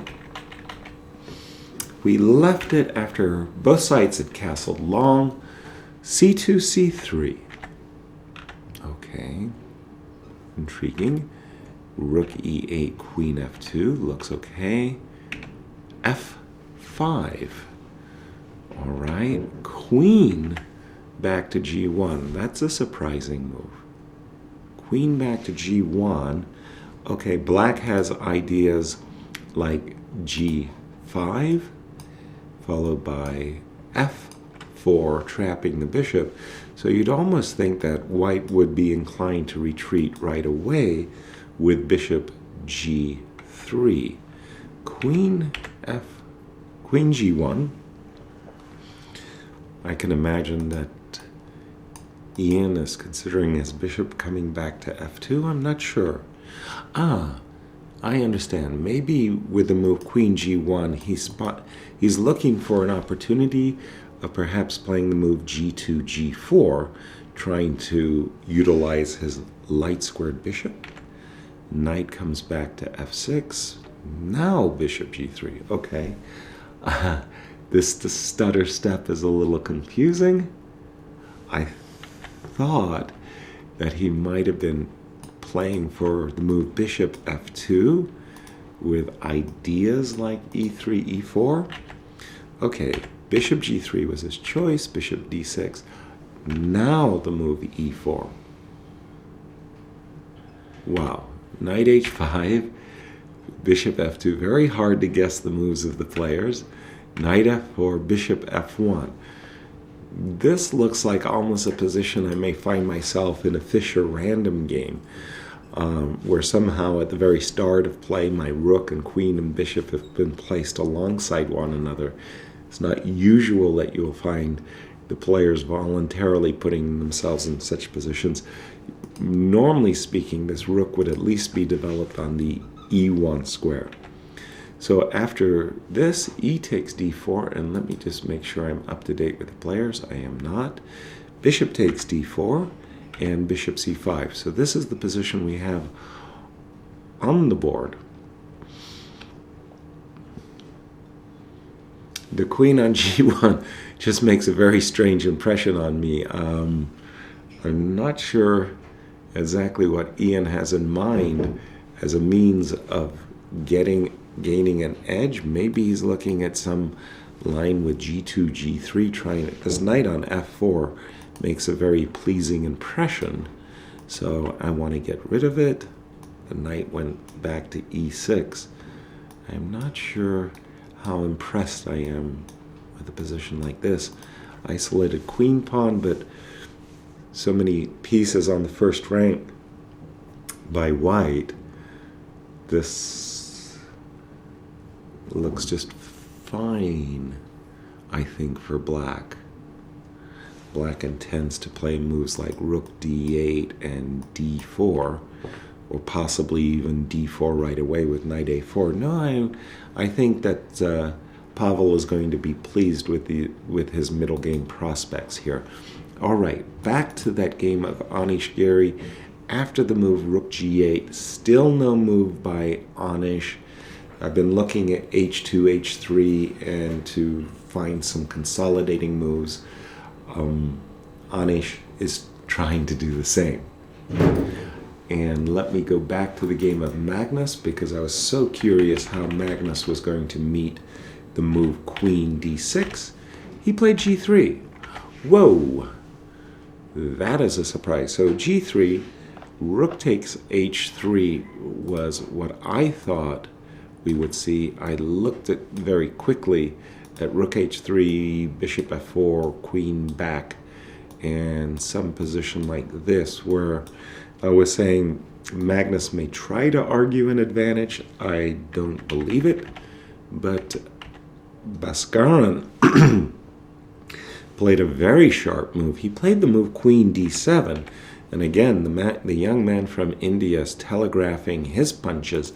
He wants to play e6, e5, followed by queen takes h3, crashing down on on white's king, and h4 was played, just sidestepping such a plan by black. And now castles. Okay.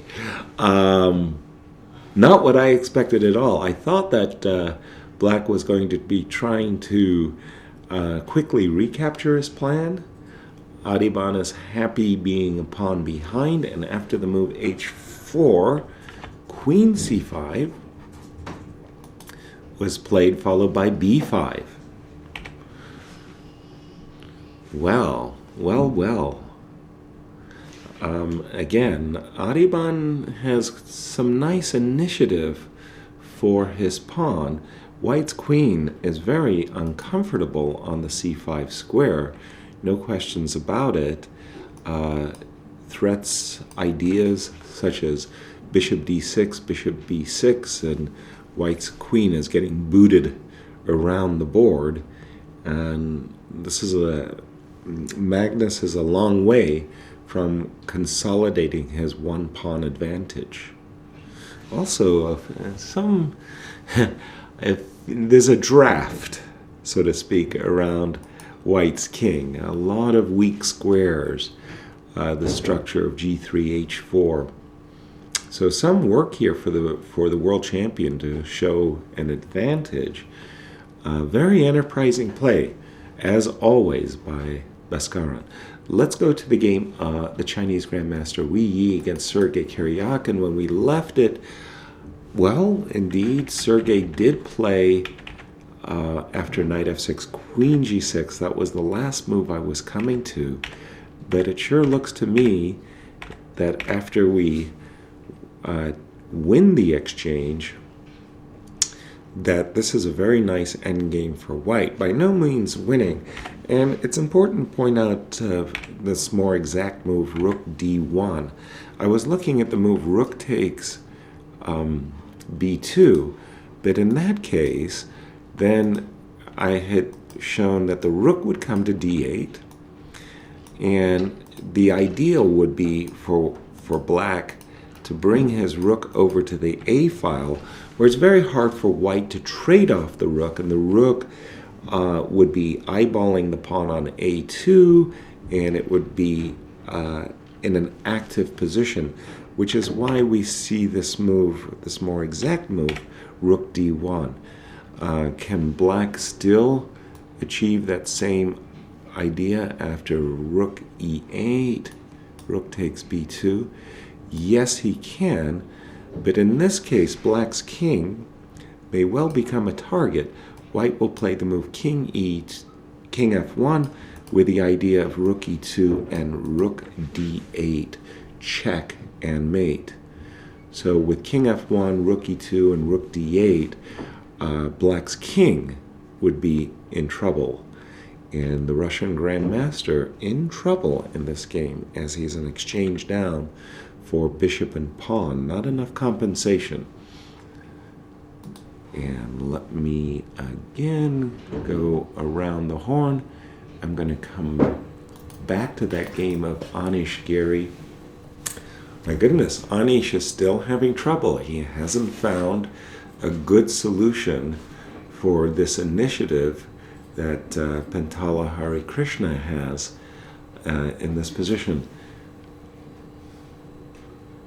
This pawn on c6 is annoying.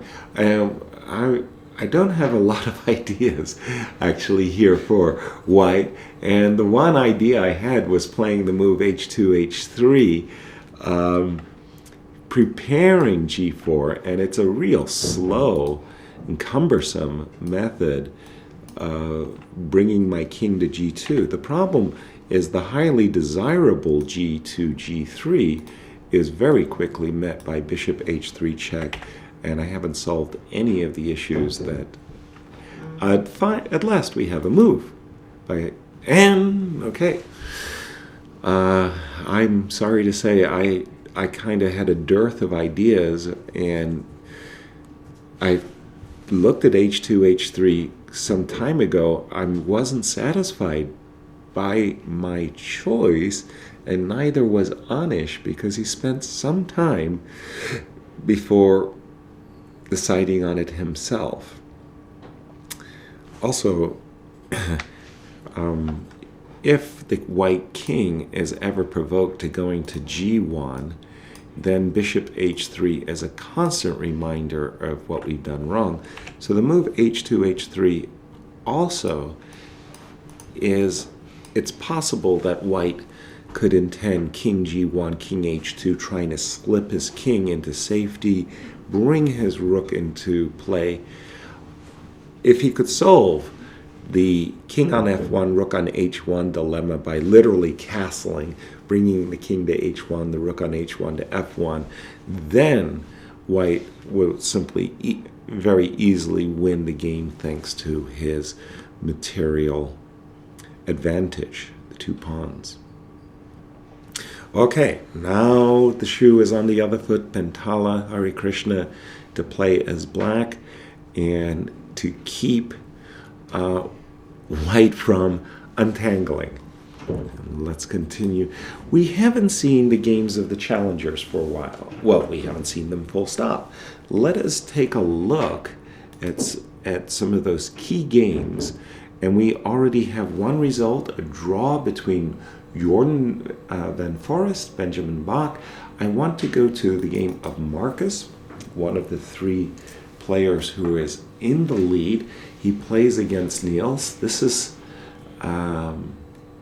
we had actually seen this. This was from an anti-martial with a4, and the players are following the edicts of theory. This all looks very standard to me, and, well, a little bit of a plus for white in my view.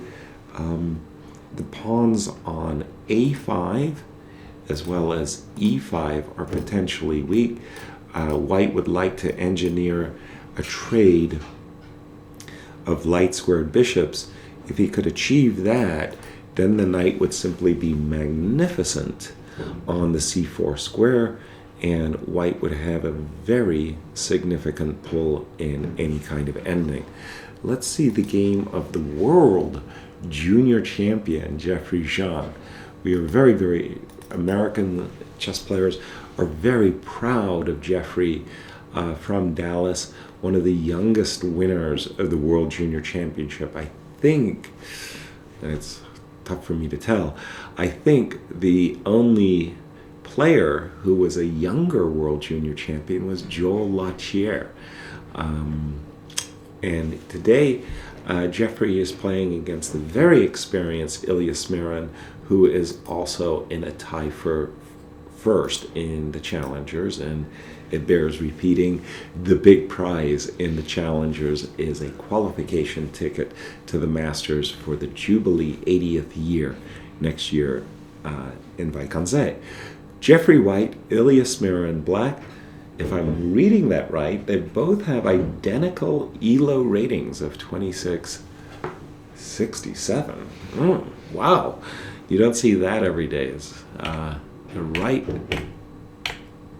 on the same rating. And this was the King's Indian symmetrical, both players fianchettoing their bishops. It's a funny position, this exact one.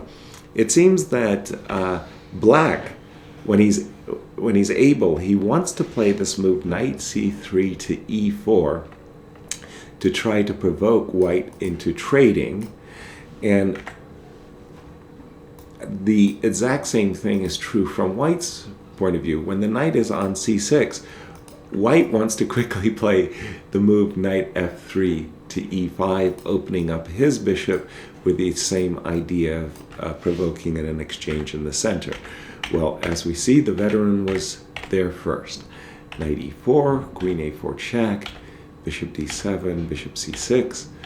All of these moves look like I've seen before. In other words, theory. a4, castles a5. Okay.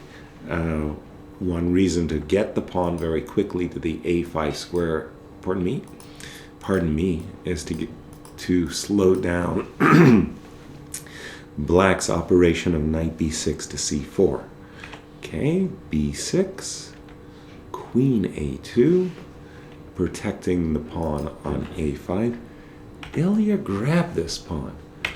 Well, I must say that I've always liked these positions very much whenever I was white, having the half-open a-file, I beg your pardon, because you're always pressing on this pawn on a7, and your pieces have these very nice active squares, a5, a3. The bishop can come around from c1 to c5, and it just feels like a very comfortable position for the first player. e5. Bishop a3, rook e8, e3. This pawn structure is aimed at blunting both of Black's bishops, the bishop on g7 and the bishop on c6. Bishop on c6 passively behind the pawn on d5. Even so, white has not won material. This moment, rook on f to d1, bishop f6, d takes e5. Intriguing. It's a very strange. I can see that what Jeffrey wants to do is he wants to put his bishop on c5 and he wants to put his bishop on d4. So he's played the move takes on e5, anticipating that after bishop takes e5, bishop will come to c5 and d4. Why he didn't play bishop c5 immediately, that's a question we'll have to ask him. The nice part about the rook being on d1 vis-a-vis the queen on d7 is there's no opportunity for black to play knight c4 because we would just take the knight. So it looks like a nice position for Jeffrey. I prefer his chances. Not by much, but it's okay. Now the other one that I was very interested in was the Canadian Grandmaster Eric Hansen versus Gawain Jones. This looks like one of those Archangel Ruy Lopez's, and indeed it was. Bishop c5, c2, c3, d6, d4, bishop back, a4, rook b8. This was all standard stuff you may have seen in the World Championship. Knight takes b5. This was I think the most impressive game from Sergei Karyakin's point of view. Funnily enough, in my opinion, it wasn't the game he won, which was a fine game, but the game immediately following. It was from this Archangel position where he played a really superb maneuver of rook g1 to g4 to h4, which we may see. Bishop takes f3, g takes f3, knight h5, f4. Again, this is all well-known stuff. Bishop a4, knight e7, b4. Okay, this is the move b4 is aimed at taking the sting out of c5. Okay, I can do this. Yes, I can. To take the sting out of b5, because the pawn on b2 isn't doing so much. So just stopping c5, and queen came to d7, queen to d3, rook a8. I'm still guessing that we're in the homework of the two players here. Lots of questions about this game, but I think these variations are so well, the theory is so well developed in these lines that I'm sure the players have done a great deal of homework to get here. So we'll just leave it at that for the moment, and let us go back to the Masters section and the game of Ian and Pavel. I'll bring that back up on the board. Oops. My board is not loading. It's saying to me, please wait. I can't wait. I can't wait. And, it's still saying, please wait. Well, maybe I can load another game. Maybe I'm just having... No? Okay. I just did load another game, Magnus Carlsen, Bhaskaran, Adiban. And I'll get back to that game of Ian's in a moment. We left it after this move, b7, b5. How did the game continue? cb, cb, a2, a3, rook f8, c8. And again, White's having a very hard time consolidating his extra pawn. Queen g5, b4, ab, rook takes b4. Very active position for Black. Black's pieces look really good, and the world champion is going to have a very, very hard time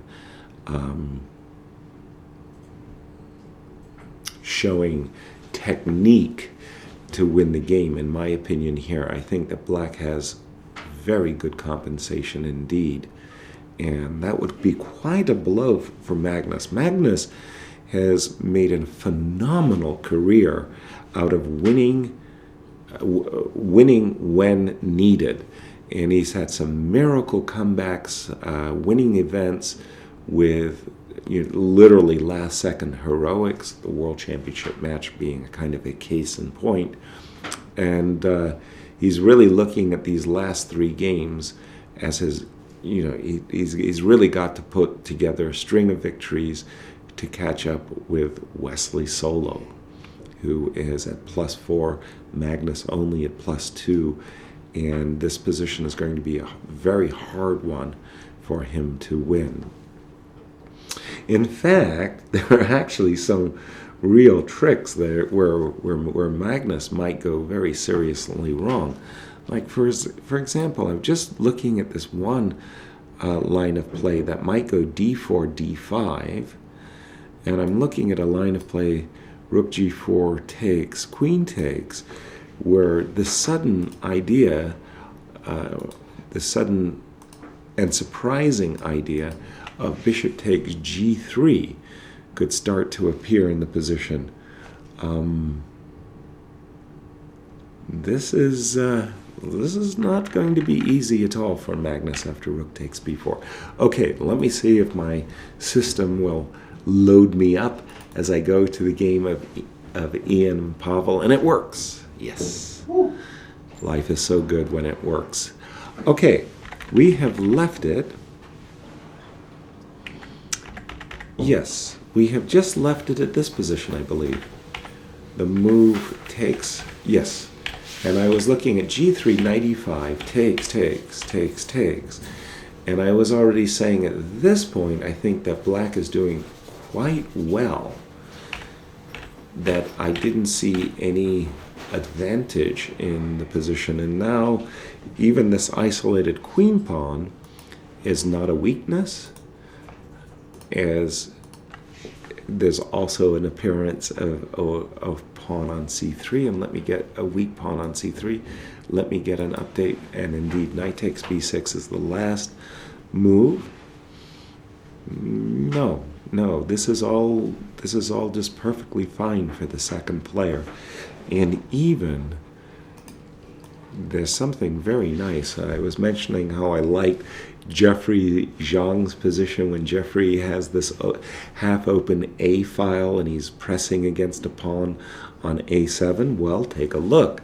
Pavel has a half-open H file and he's pressing against the pawn on H2. That's got to be worth quite something right there and of itself.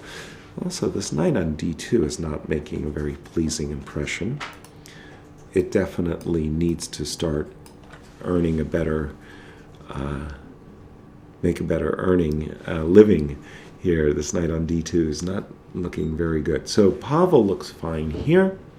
And again, a very big tie for second place as the players try in this championship stretch to get a result. All right, let us see the game of Levon Aronian. Again, one of our players in second place.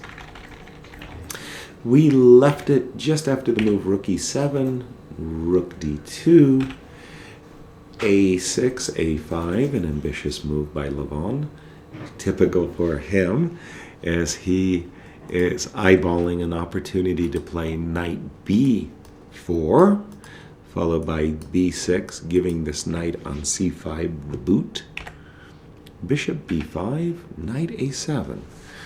Oh, so difficult to guess some of Levon's moves. I think a lot of players would have played knight b4. Knight a7 was his choice. Rook e2, rook c8. What is going on here? Well, there's a passed pawn. There could be a potential passed a pawn in the position after the move rook c8. If we see something like this, this is a line of play that could potentially go severely wrong. You're very happy with yourself. You've just won a pawn, and you think, okay, I'm doing well, until you take a closer look at the position and you go, uh-oh, this pawn on a4 is really, really fast. In conjunction with bishop c2, for example, knight c5, bishop c2, you will be regretting capturing that pawn. So let me go back to the position at hand.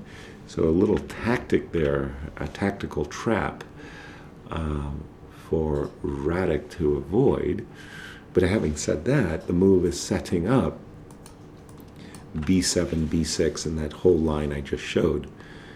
So after the move rook c8, we see the move rook on e3 to c3. And now we are definitely caught up with the players.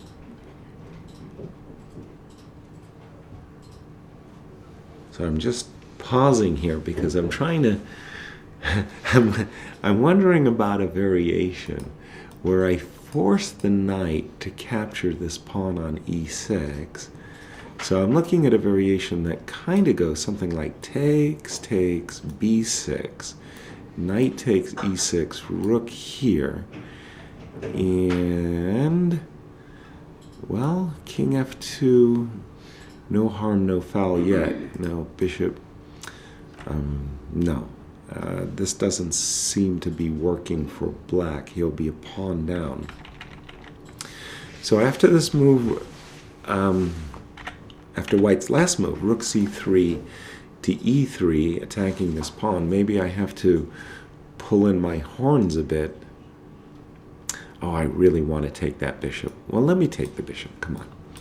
Want to take the bishop. I'll play bishop f2, bishop f7, pardon me, hoping that after something like this, that after all of these trades, I'll play rook here and make a draw by checks and picking up a lot of pawns. This could be a lot of hacking.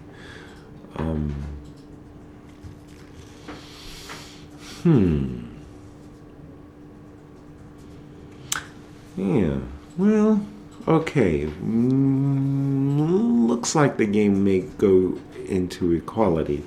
Oh, I've been told that we have a very interesting drawing of Levon Aronian on Twitter, just for fun. Let's have a look at it. There we have it. Levon, always nattily attired in very colorful outfit, in the shoes. The shoes are very special. He mentioned that his fiancée had bought him a pair of dancing shoes, and he likes them so much that he wears them as a formal dress. So, nice little drawing of Levon Aronian. All right, let us go back to Magnus Carlsen. I just want to check in on him. Yes, he is really taking his time on his 25th move, rook takes b4. A very difficult technical task in view. I think Bhaskaran has played excellently. Now I want to go to the game of Anish Giri. There we have it. And after this move, h2, h3, Pentala played rook e6. He's got to get rid of this pawn on c6. I mean, this pawn on c6 is a real killer that's just stopping his play. Queen dropped back to f4, attacking the knight. Knight captured pawn on c6 and knight to c5 a la tempo against the rook on e6. And now black has won back one of his pawns. Black is still, if white ever solves his king's problem, and we can see how he could potentially solve it by king g1, king h2, as well as g3, king g2. Black, on the other hand, has no such solace with his own king. He doesn't want to leave it in the center, and there is no pawn shield on the king side, or queen side for that matter. So the extra pawn is quite meaningful, as white has a good pawn shield in front of his king, and we see the move rook on e6 back to e7. This knight on c5 makes a very pleasing impression as it dominates the bishop at the moment. This bishop is not going anywhere except perhaps the f5 square. So something like, well, I'm not sure which is the best move. King g1, king h2 would be the most attractive. g3 does create some slight weakening on the light squares, but then again, if black cannot exploit them, g3, king g2, followed by developing this rook on h1, and white will take over the game decisively. So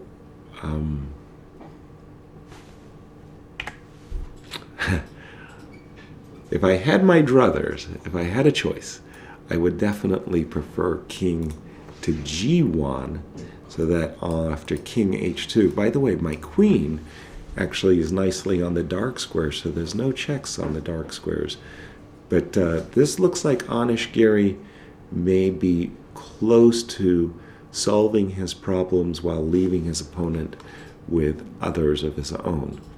So we'll keep that game in check, and let's see. We'll take one more look at the game of Wei Yi. This was this ending, and after this move, Rook D1. I was mentioning that the desirable Rook E8, just a second, kind of comes to a nasty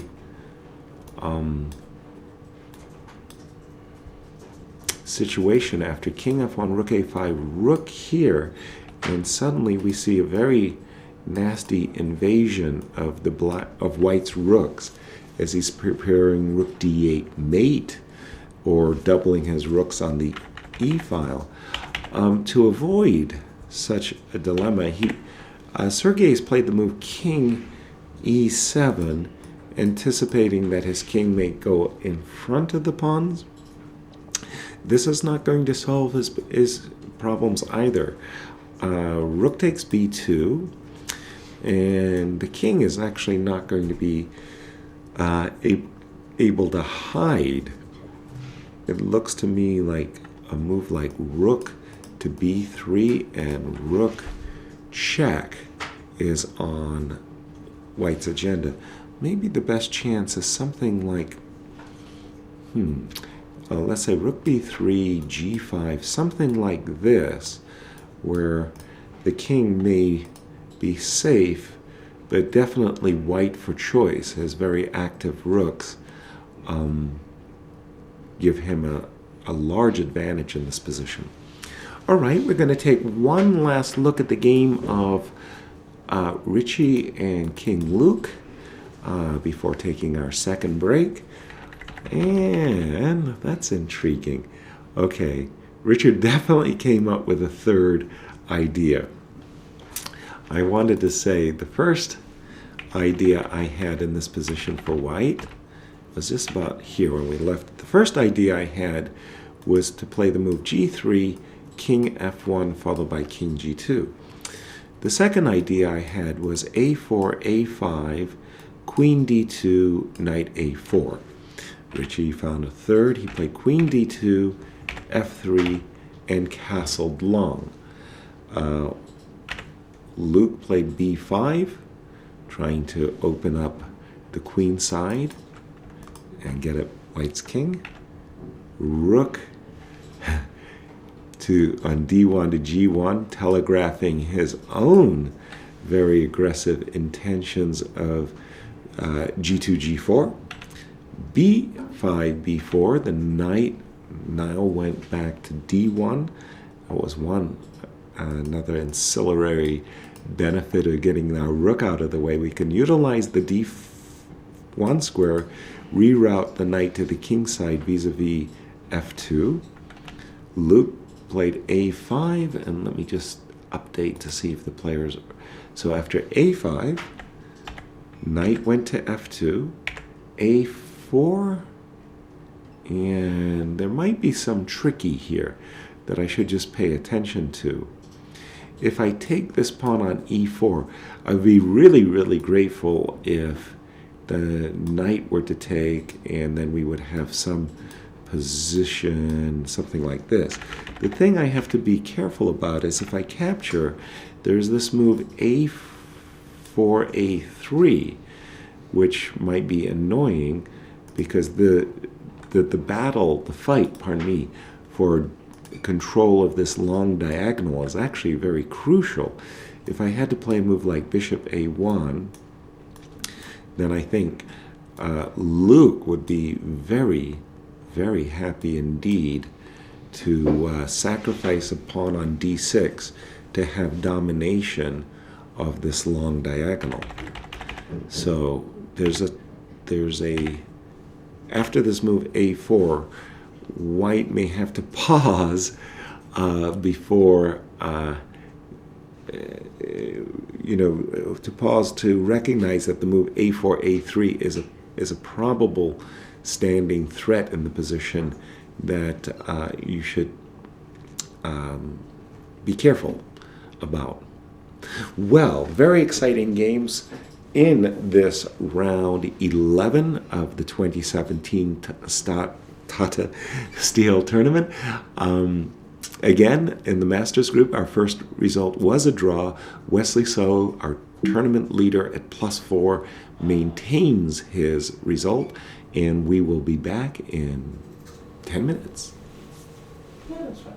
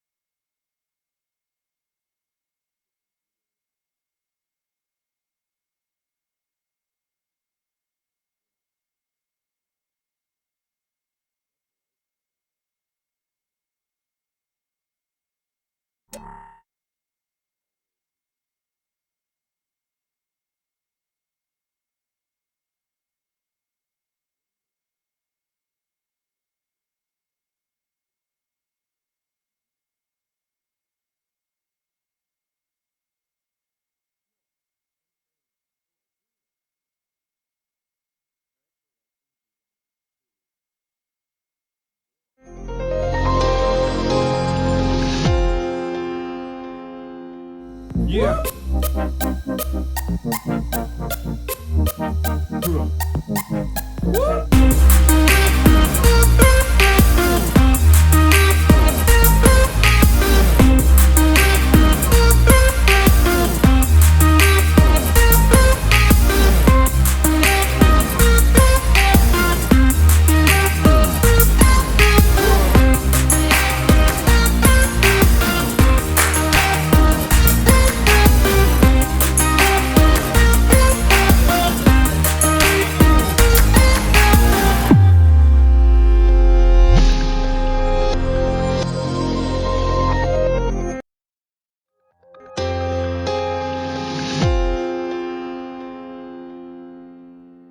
Magnus, who among your fellow chess players is the most stylish? I don't know. I haven't thought too much about that. I think Anish will be disappointed if I don't say him, so I'll say Anish Giri. He will be so pleased. Who is the best football mate? It depends on who is the best and who is, the best teammate. In this tournament, I don't know. Tomaszewski played last year and was actually very, very good. Very solid. You are missing him from this year. I'm missing him in the football field for sure. And I would say Luke is decent, but I would never be in the same team with him. So. Who is the best dancer? I've been fortunate not to find out. Who's got the best Twitter account?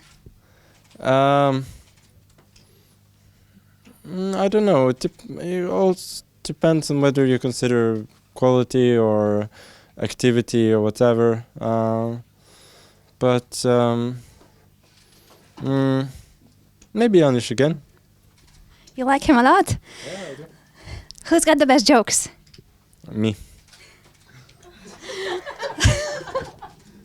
I think everybody agrees. That was a joke, by the way.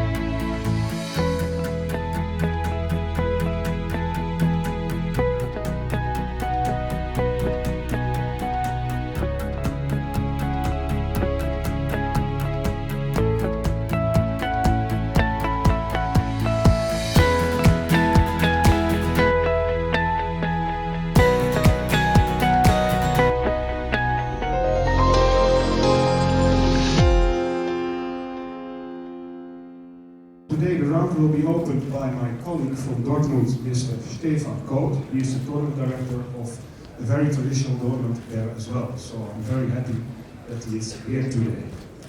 And after his hit on the gong, the games can be started. I wish you good luck and of course enjoy.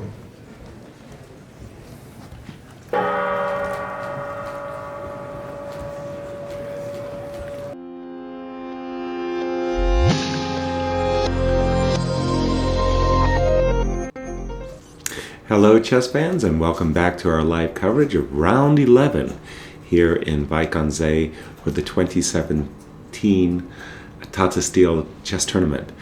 I'm picking up the action between Magnus Carlsen and Bhaskaran Adiban.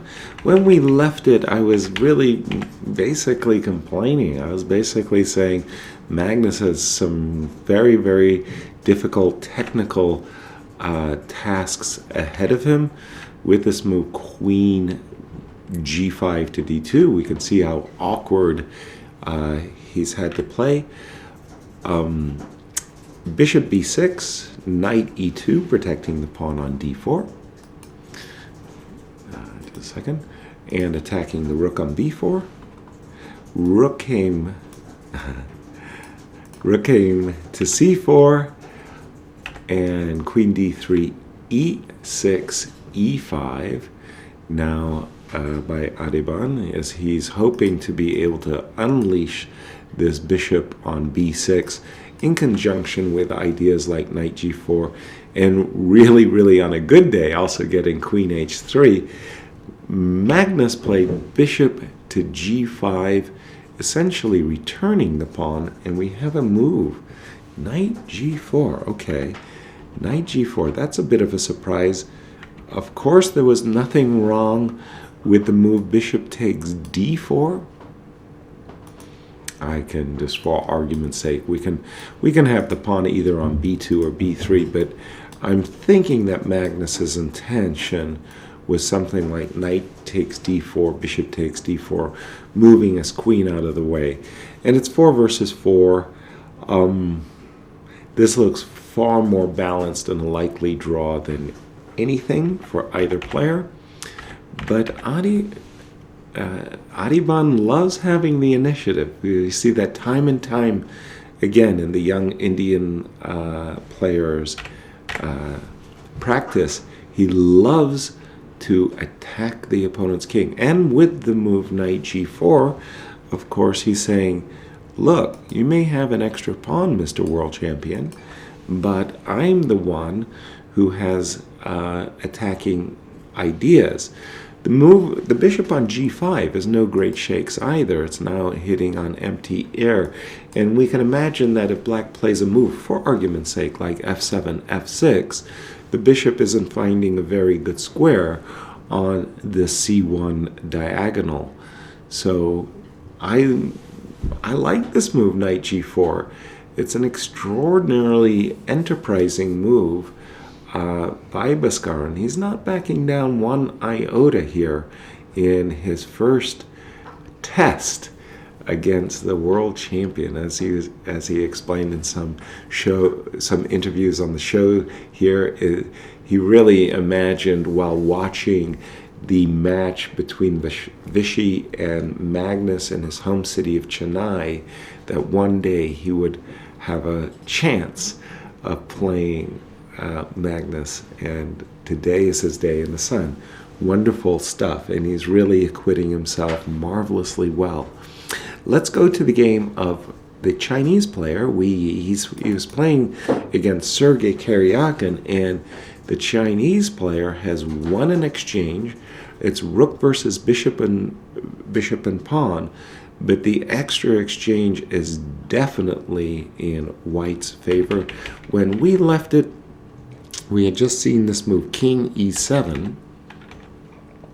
Rook d1, king e7, an extremely intriguing moment right here. And I'm not a big fan of this move, rook takes b2. In fact, it's a fine move, don't get me wrong. I'm a pawn grabber after all.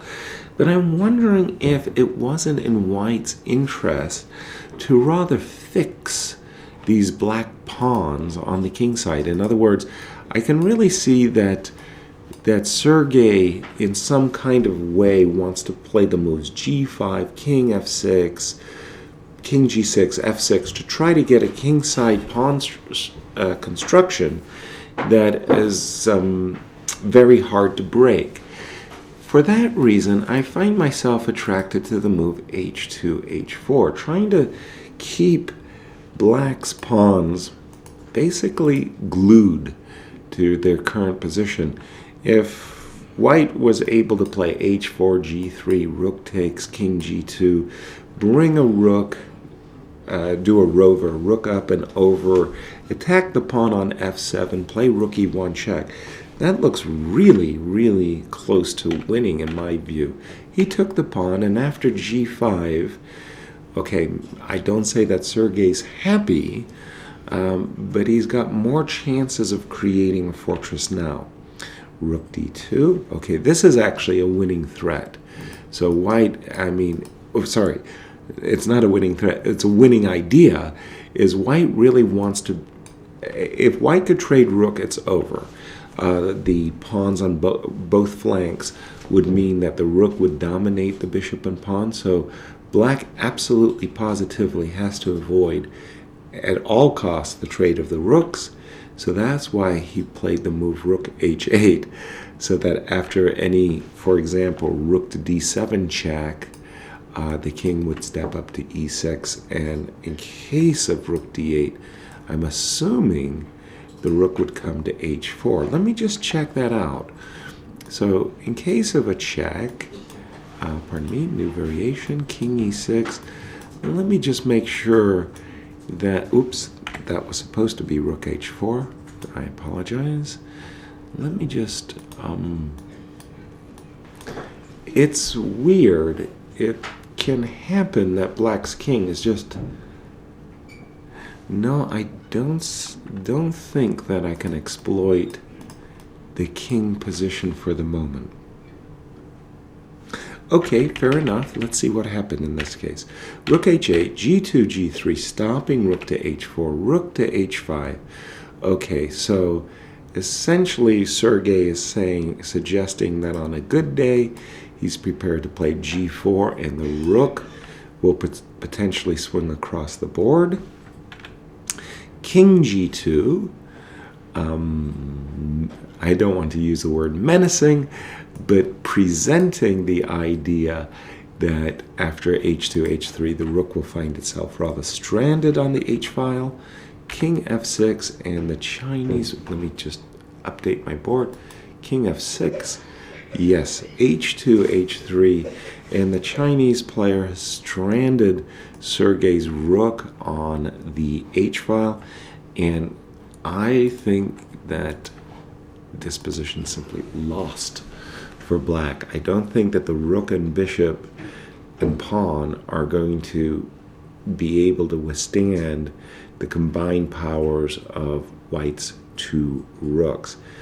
And this would be a huge blow for Sergei's chances of repeating as a champion in this tournament.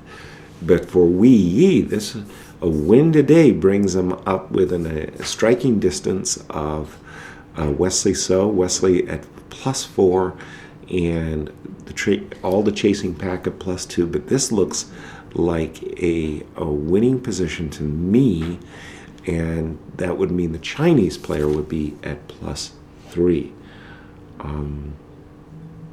Again, still much of a technical task, but let me just play what I think would be a kind of a winning idea for white after the move h3. So I'll just play some poor moves for black so you can get an idea of what I think is going to happen. The rook will come with a check. The king would have to go to g6. Then the rook would come here. Pawn would come here, and the rook would come here, and essentially trapping or artificially isolating, not exactly sure how I would call that, artificially isolating the rook. Then it would be, like phase 2, the rook would come here and here, followed by rook here, forcing the rook to be perpetually passive. and then would come a phase 3, and so forth and so on. And I think that Sergey will be unable to hold this position. Let's take a look at the game between Richard Rapport and Luc Van Welly. Whoa! I knew that white was playing for g2, g4. There's no question about that in my mind. But black playing for g5? Reminded of a Charles Bronson movie called Death Wish. This is not good. G6, G5. I'm not. No. When my king is being attacked, I'm trying to close the lines close to my king, not voluntarily opening them. Yes, we just left it here. Bishop came back to d1 because there was a problem with capturing on e4. The fight for this diagonal, this long diagonal, a1 to g7 is rather paramount. And after a3, bishop a1, g5. Well, no, I'm just not a big fan of this. H takes g5, H takes g5, and Richie doing his thing. g2, g4, sacrificing a piece. I think in a blitz game, I would probably have jumped into the e6 square with knight e6. In a serious game, a classical game, I would have probably played knight f4 to h3. Pardon me. Eyeballing the opportunity to capture this pawn on g5. But g2, g4 is definitely, rapport style. What can I say? He's put his rooks on the g1 and h1 square. Well, actually, the rook was gifted to him on the h1 square, as he's looking for opportunities to sacrifice a piece and to get at black's king. This lurking bishop on the long diagonal. This is very, very frightening. I think that Luc has missed the power of this piece sacrifice, and essentially with the move g2, g4, no other way of saying it, but boldly stating the obvious, you can't keep the king side closed anymore. This looks really, really dangerous for Luc. Oh my. So I'm looking at takes on, well, the only way of justifying g5 is to take, and let's see, how could Luc withstand what looks to be a very, very formidable attack? Take on e3, bringing the queen to the king side. And I'm even afraid that there might even be a opportunity for a sacrifice as well, with rook takes g7. But just this looks, I mean, essentially white's attacking with all of his forces. The bishop will be on c2, the long diagonal, the rook on h1, the rook on g1. This has bad written all over it. I don't like Luc's. Even if the computer says black is fine and much better, or he can save himself, when you look at the difference in the times of the clock, 30 minutes to 7 minutes, the many dangers that well, it's not like you're seeing ghosts, but you're seeing so many dangerous threats for white. I just don't think that a human player really would last long against a computer or another human. This is just a very unpleasant position for black to play. And I believe let me just update I believe Luc has captured on f4, and Richard about to capture on f5 as well. And he has indeed. And Luc is going to need all of his survival training to withstand what looks like a horrifying attack with a lot of white pieces aiming themselves at black's king. In this position, it's like you want to reach into the board and, you can imagine knight takes e4 is on white's agenda in order to open up this diagonal, and also the queen can cut across to h2 or g2 and queen h8 check. No. This feels like avert your eyes, folks, because Luke's in big trouble against Richie in this game. So let's go back to the game of Magnus, the world champion, trying to nurse an extra pawn, knight g4. There was absolutely nothing wrong with bishop takes d4 either. I think that restoring the material equality would have also been sufficient for equal, but Bhaskaran preferred the move knight g4. After rook c1, a pair of rooks were traded, and the rook came to e8. Wow. Rook to e8. Well, there's a beautiful tactic in the position that I've been both victimized by, as well as the other side, and that goes rook d1 takes, knight takes, and you always have to be careful of these situations where your queen is protected by a rook, which is vulnerable to a check on the first or last rank. And here there's a winning tactic in the position just to be aware of. Rook e1 check. If you take the rook, you lose your queen. If you move your king, you lose your rook. And I think everyone who plays chess has been a one-time victim of such a tactic. But rook e8 is the current position, and Magnus Carlsen finding it very difficult to outduel this young man from India who qualified from last year's Challenger section. I'm just having a hard time thinking of what Magnus might play.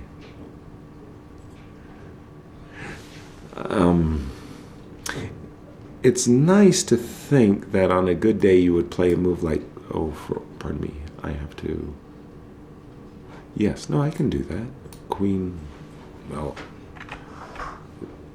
yeah, I wanted to say, it's nice to think on it, you could play a move like queen to d3 and queen here, but, well, this looks like a very strange way of white trying to make a draw after queen takes, rook takes, rook takes. With f2 hanging, this is just not what the world champion wanted to do. And he did play the move rook d1, by the way. And now, I suggested the move e5 takes d4. I very strongly suspect, however, that Bhaskaran is looking not to play that move. Rather, when he put his rook on e8, and I have a sneaking suspicion that he has something like e4 and e3 in mind. Mind you, again, there's nothing wrong with e takes d4, but I have some ideas that Bhaskaran is looking for something a little bit more punchy than simply e5 takes d4. And that's a good move, e5 takes d4. I'm sure he's quite well off after that move. All right, let me go back to the game of Levon Aronian. He had played an intriguing idea. When we left it, it was somewhere around these parts, rook e2, rook e8. And one of the funny things is what I wanted to do was to force white to capture this pawn with the e6 knight. And when I was looking at the position, it was sort of like the knight could find itself surprisingly stuck on the e6 square. Levon saw similar or the same approach. He went b6, knight takes e6, knight takes, pawn takes, rook check, king here, rook h. Ooh, sorry. This isn't what I saw. I think I was in this position that I liked the move h7, h6. Which is kind of funny, because if you stop and stare at the position for a moment, you ask yourself, wow, what is white? White's knight is great, but it's sort of like every square, c5, f4, and we have a result. Oh my goodness. I think Wei Yi won, because when I couldn't imagine him agreeing to a draw in that position. I do believe that he has won. Let me just double check on that game. So I'm going to leave the game of Levon Aronian to go and see what has happened. Yeah, this is it. This is exactly what has happened. After the move h2, h3, essentially the black rook, which was doing its best to avoid being traded, it found itself isolated on the h file, and after rook h6, down, check, back, check, and rook f7, pardon me, rook d7, and there is no defense to moves like rook f8 or rook e7. The f7 pawn will fall, and Sergei Karyakin resigned. No. I see a draw has been posted, but I don't believe that for a second. Forget about that draw being posted. I'm sure that black has lost this game, and Sergei Karyakin crashing to defeat when he was in second place at +2 behind the leader, and that means that Yi goes to +3 in clear second place, unless somebody else in the chasing pack can win as well. Wow. Big game for the Chinese player. Marvelous result, +3. Very, very, very nice. Ooh, I'm trying to think of how that sets up for the final 2 rounds, but it certainly makes the event that much more exciting, doesn't it? So we doing very well. Now we can go back. Oh, and speaking of the man himself, Wei Yi has joined us in our studio. Yes, to share this wonderful victory. All right. Hello, congratulations. Thank you. Thank you for joining us. Wow. Very impressive victory today. Well done. Take us through the game and tell us your thoughts. I think the opening is the variation I've prepared before the game, and yeah, I think this is a real lie in a high level, and now I think bishop b6 and after castle. Yes. Maybe knight takes e5, e4. Knight takes e4 and knight d2 and c5. I think it should be equal. So yes, knight takes e4. You think is the best move? Yeah. Knight d. Oops. Oh yes. I can just do this for you for a second. Okay, there you go. Knight takes e4. Yeah. New variation. And go ahead, and you're saying knight d2. Yeah. And now maybe c5 is equal. Yeah. This is the most critical variation. Yes. Yeah. Okay. So, but he surprised you then with this, or you think it was maybe just simply a wrong judgment to take with pawn? I think takes pawn led to a very unclear position, and maybe white is better, but everything is not so clear. Yeah. Okay. Now, this move we didn't like, c5, because knight takes e4 is a very nice position for you. Yeah. We were thinking bishop b7 or maybe bishop f5? Yeah, I think now bishop b7 is very natural. Right? Yes. And after bishop b7, yes. I'm not so sure. Maybe take or knight g4. Knight g4, yeah. Take. Yes. Knight f6. Yeah. G takes. Bishop f6. And now maybe king h8. Right. And you hope the two bishops will will work. Yeah. Yes. Okay. But instead of this, after knight takes e4, now he's really in trouble. Yeah, I think maybe white. I think white is better now. Yes. And take now, if I take the knight with my knight and he has queen takes, it's a very good move. Right. So I think bishop takes the knight is first. Yes. And take. King take f6 and knight e7. And now. And now here I just didn't think that there was enough compensation, that you're always going to have a good exchange ending in your favor. Yeah, the point is that if queen d4 and after take, I have rook d1. Yeah. Important move, yeah.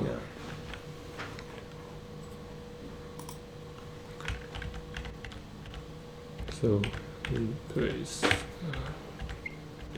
king g6, and I think this elegant white is much better, but I'm not sure it's winning if it's. I am of the same opinion. It's just much better. You're going to have a very enjoyable afternoon, and your opponent will suffer for a long time, I'm afraid. Yeah. Yeah.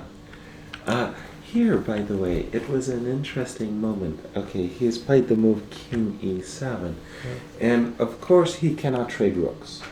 He has to stop. Yeah. And it's clear he's going to go rook h8 and to avoid trading rooks. Yeah. You took the pawn on b2. Was h2 h4 in your calculation also? No, I thought a long time. Yeah. Oh, you did, in fact. So that was also in your mind as well, that you may, maybe it was precise. Yes. Why did you reject it? Yeah. If I play h6, f4, and I think now maybe king f6. Yes. Then he played. Say rook b2 now. And rook h8. Yes. And maybe g3 and then g5. And then he will be able to trade a pawn, and you thought that this would help him. Yeah, I think the pawn on g6 is the weak point, so I think I will save it. Okay. I don't want to trade the pawns. I see. Okay. Very good. Okay. It worked out very nicely. You were right. No, maybe rook h8. And keeping the option to play rook h5 to a5. What was your intention? Because he played g5 and then his rook is the problem. Right, and his rook is kind of trapped on the h file. After rook h8, I'm not so sure.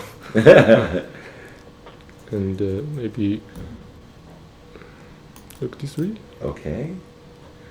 And if he can't play rook h5, rook e2. Check and check. Yeah. And his king is g5 stuck now. G5. Yeah. But does this transpose a little bit into the game, or what's the difference here then from the game? Can you go check? Okay, check and the king Has to f6. go and g3. Okay. It's hard to believe he can play g4. No, the pawn on g4 is too weak. Maybe it will be the same. King g2 h3. Yes. Okay. Yeah. After this, his rook can't join the. No, it's going to be very passive. Yeah. And in fact, it's actually at this moment very easy for you. Yeah. Now it was winning. Of course, after the game ended, they put draw. And I said, no, it's possible that it would be a draw. I thought that you had won it for sure. And I thought you played it very, very well. No, I think white is winning. Exactly. If he play King King E7. and then Rook D5. Oh. So it's over. Right. Yeah. I was trying to find a line kind of like this. So after F6. Yeah. Now. Yes. Okay. So would you give me a check? Yeah. Maybe. Check and King yes. F8. Right. And I was I was putting a line like Rook D8 check. Yeah. King F7, Rook check, King G6, Rook H8, Rook G8, Rook H7, and now you still have to break him. But I'm sure you can. Yeah. There's almost a kind of a Zeus one, but he will go King H6, King G6, and wait. And now maybe just play F3 and the king join the attack. Maybe queenside. Oh. Maybe for example. Yes, he's waiting. Yes. Oh, you're going to play A4. No, I have to meet A4 with A5, right? Or maybe E6. Okay. And yes. And then. Zugzwang, because your king can come to even F7 or even F5. Yeah. Very nice. Very, very, very nice. Well, for you, the tournament is +3. You now are in the second place. How are you feeling here? I feel very happy now. Yes. Because the +3 is a good result. Yes. But there are still 2 games. Exactly. It's marathon tournament. It's a very long tournament. Yeah. 13 rounds. Do you have enough energy for 2 more games? No, I will try to save more energy for the game. Who are your final 2 opponents? It's Wesley. Wesley. And Watch Tastic. Well, fantastic. So you have a very, very big matchup coming. Thank you so very much for joining us, and much success for your final 2 games. Thank you. Thank you. That was Wei Yi from China, who, having won today, has pulled himself into second place with several more games going on. We're going to take a short break, and we'll be back in just a few minutes to look at some of the other games.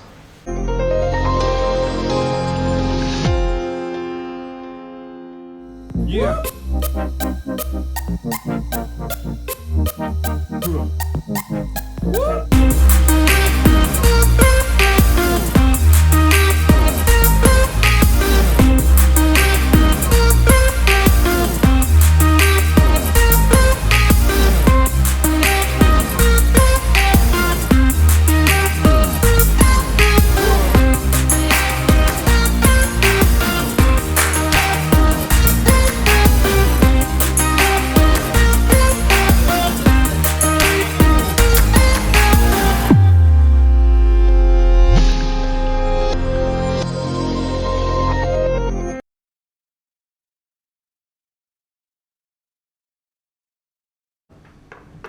Hello, chess fans, and welcome back to our live coverage of the 2017 Tata Steel Chess Festival tournament. Very delighted to have the Chinese Grandmaster Yi Wei come on to our show and share with us his thoughts and a very important, crucial, actually, victory over the Russian Grandmaster Sergei Karyakin.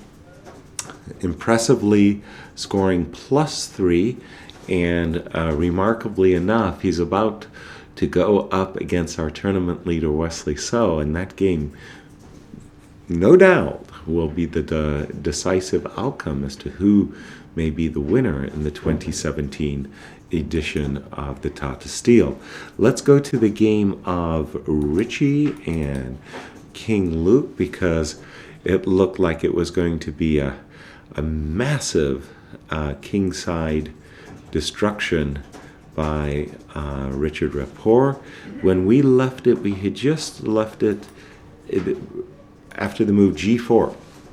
White essaying a very attractive looking piece sacrifice.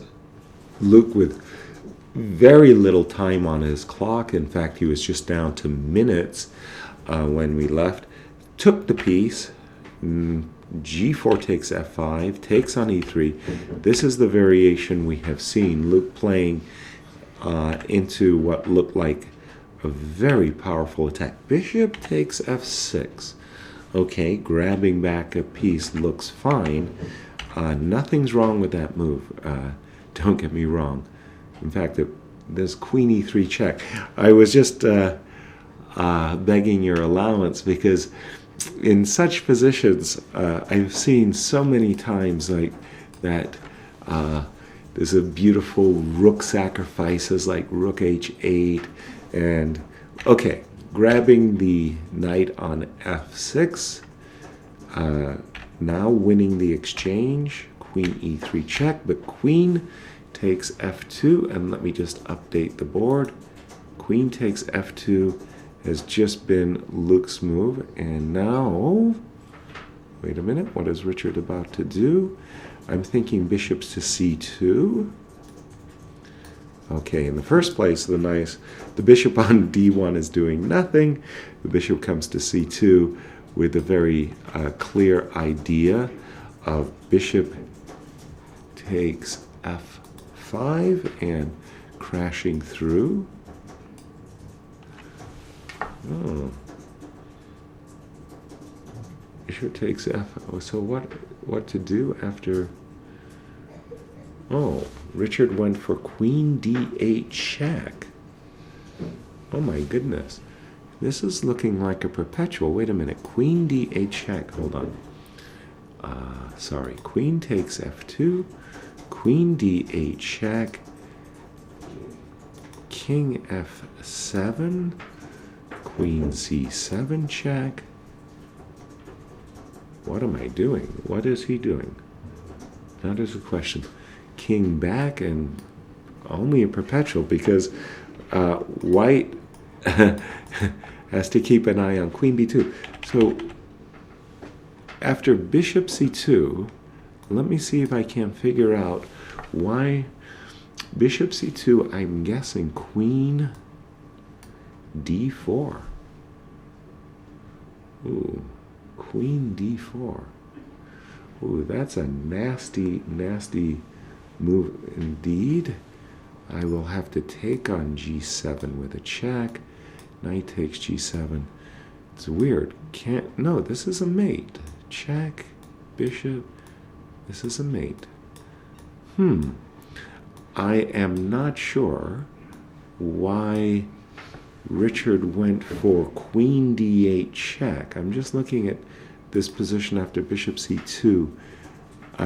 Doubtlessly I'm missing something. But Bishop C2 seems like the right way to prosecute the attack. Anyway, let's go to the position at hand because it's a very, very tense contest between two very uncompromising players, Luke Van Velde and Richard Rapport. Queen C7 check was the last move. I'm thinking that Luke will want to thank his lucky stars and play King G8 and go in for a perpetual check variation.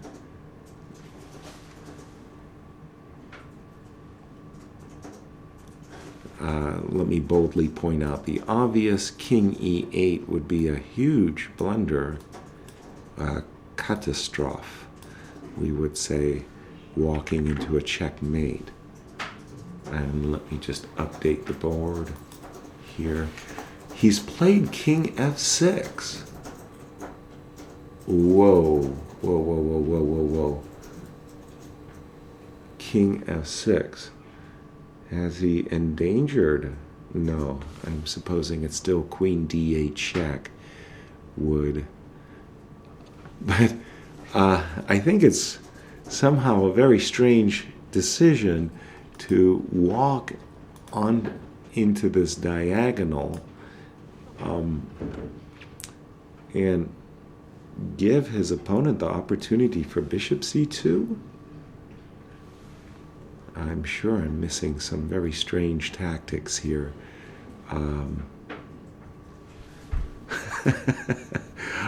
Bishop C. I don't know who's playing for a win. I think Richie is playing for a perpetual check when he played the move Queen D8. I'm still very confused. Bishop C2 looks very scary to me, that something could go terribly wrong, like if you played the move Bishop C2. I'm going to play a stupid move. I shouldn't, of course I should, but I'm just looking at lines where after rook takes g7 followed by rook h6 check, you may end up regretting the fact that you put your king on f6. But bishop c2, yes, queen d8, queen d4, pardon me, is definitely the right idea, threatening mate and forcing white to take this perpetual check with the queen. So Luke finding a very, very narrow window of escape. I must say, this attack looked just so threatening. You toss in the time control, the time pressure factor, and wow, a very, very fortunate escape. Queen d8 check, not bishop c2. The queen d8 check was played, and Luke went back with king to f7. That's the current position on the board.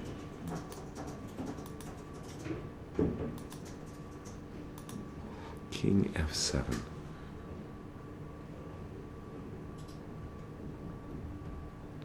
So we're likely to see a perpetual check with queen c7.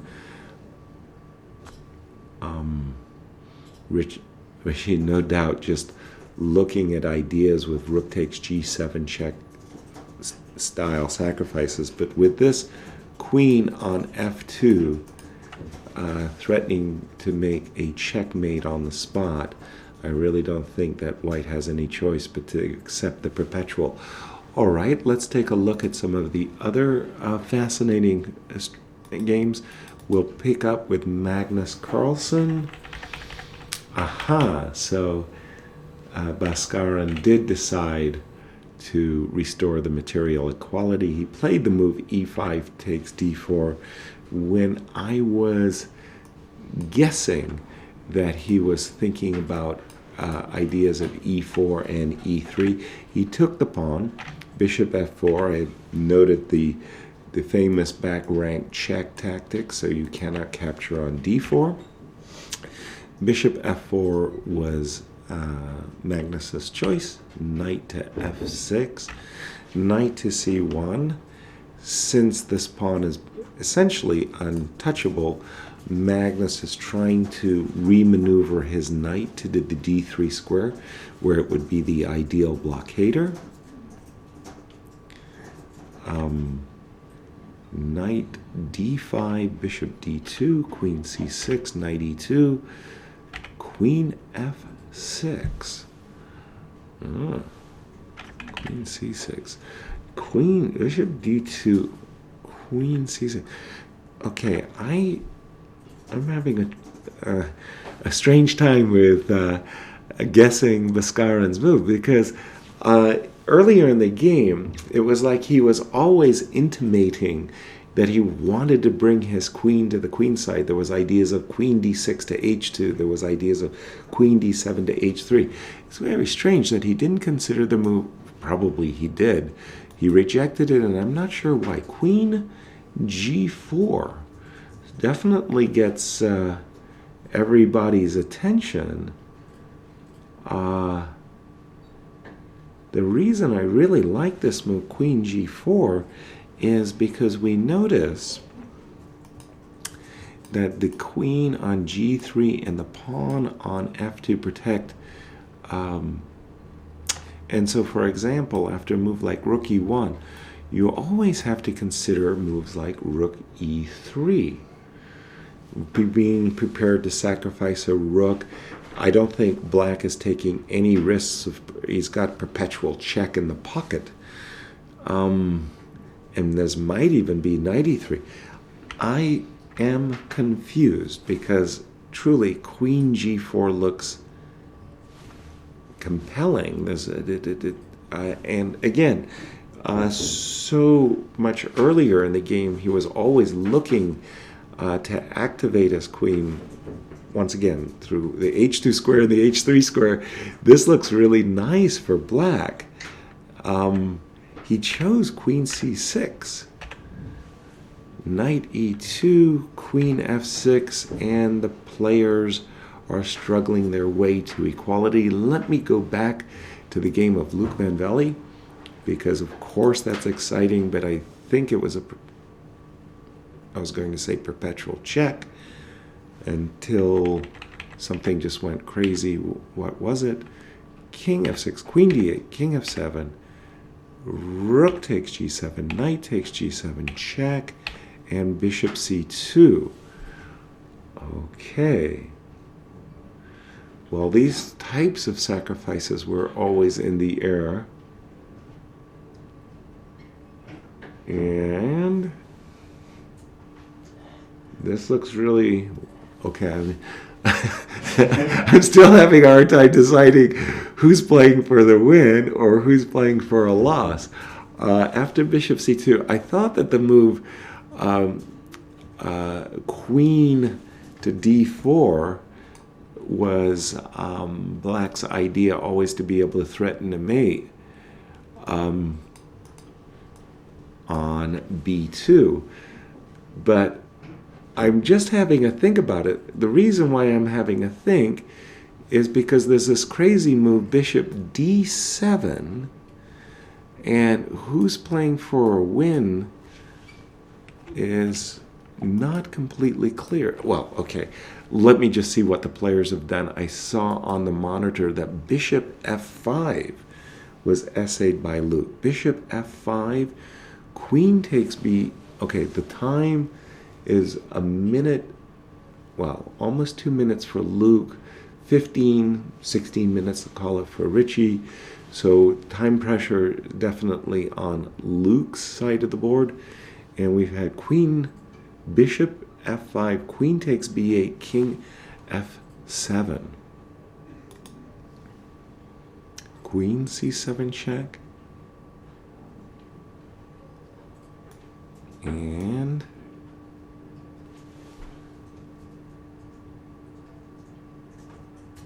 oh, this looks like it's going to be a perpetual check still. King can go to g8, and in view of black's checkmating threats, I think white still has to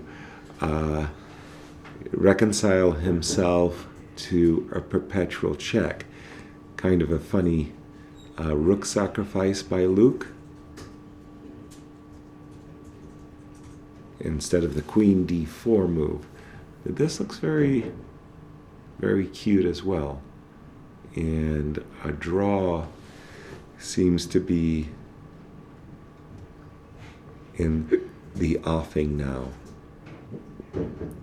And a draw agreed.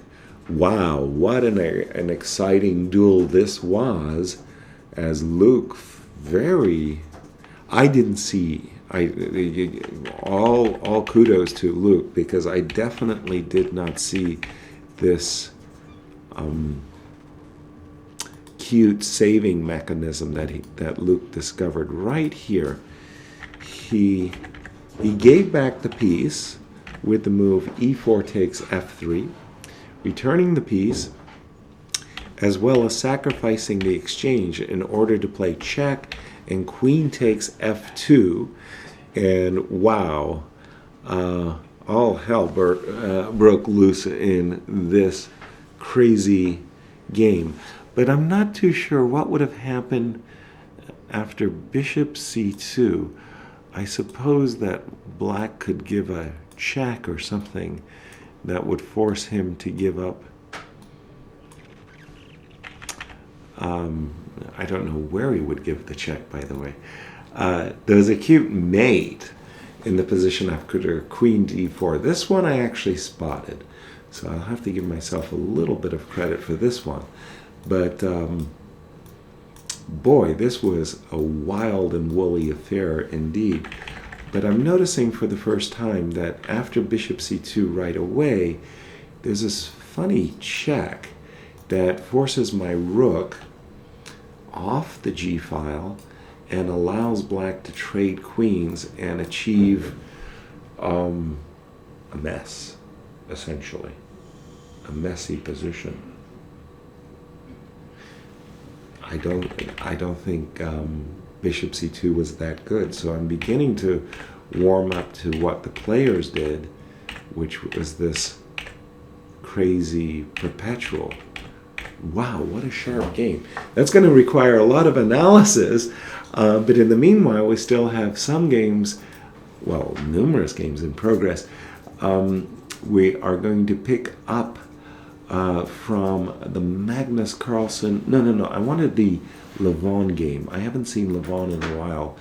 And by the way, we are very, very fortunate to have the long-serving, hard-working tournament director here of the Weikonzee Tata Steel chess tournament, our own Jeroen Vandenberg. Jeroen, bring it, come and join. How goes it, my friend? I'm still alive. My neighbor. You're still alive. Yeah, I'm your neighbor. Neighbor and friend.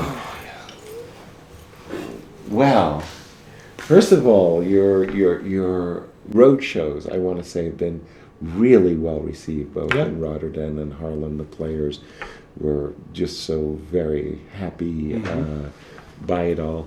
You did this, started a few years ago, and it's nice.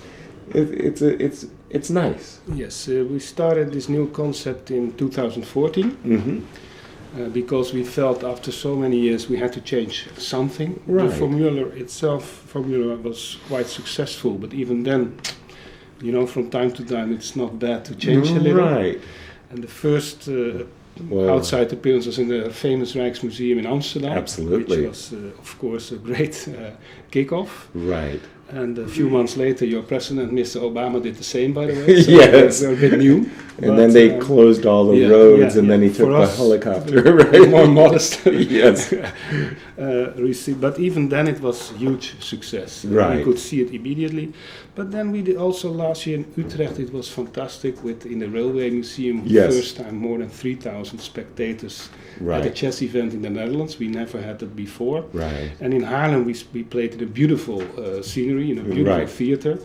So I think, and even for the players, although I understand that for them it's tiring in a way, because as a player you like to be in your own. They get the rhythm. They get they have the yes. rhythm, and then they get on the bus for an hour, and early they have to get to the bus a little early. So it throws off their normal routine.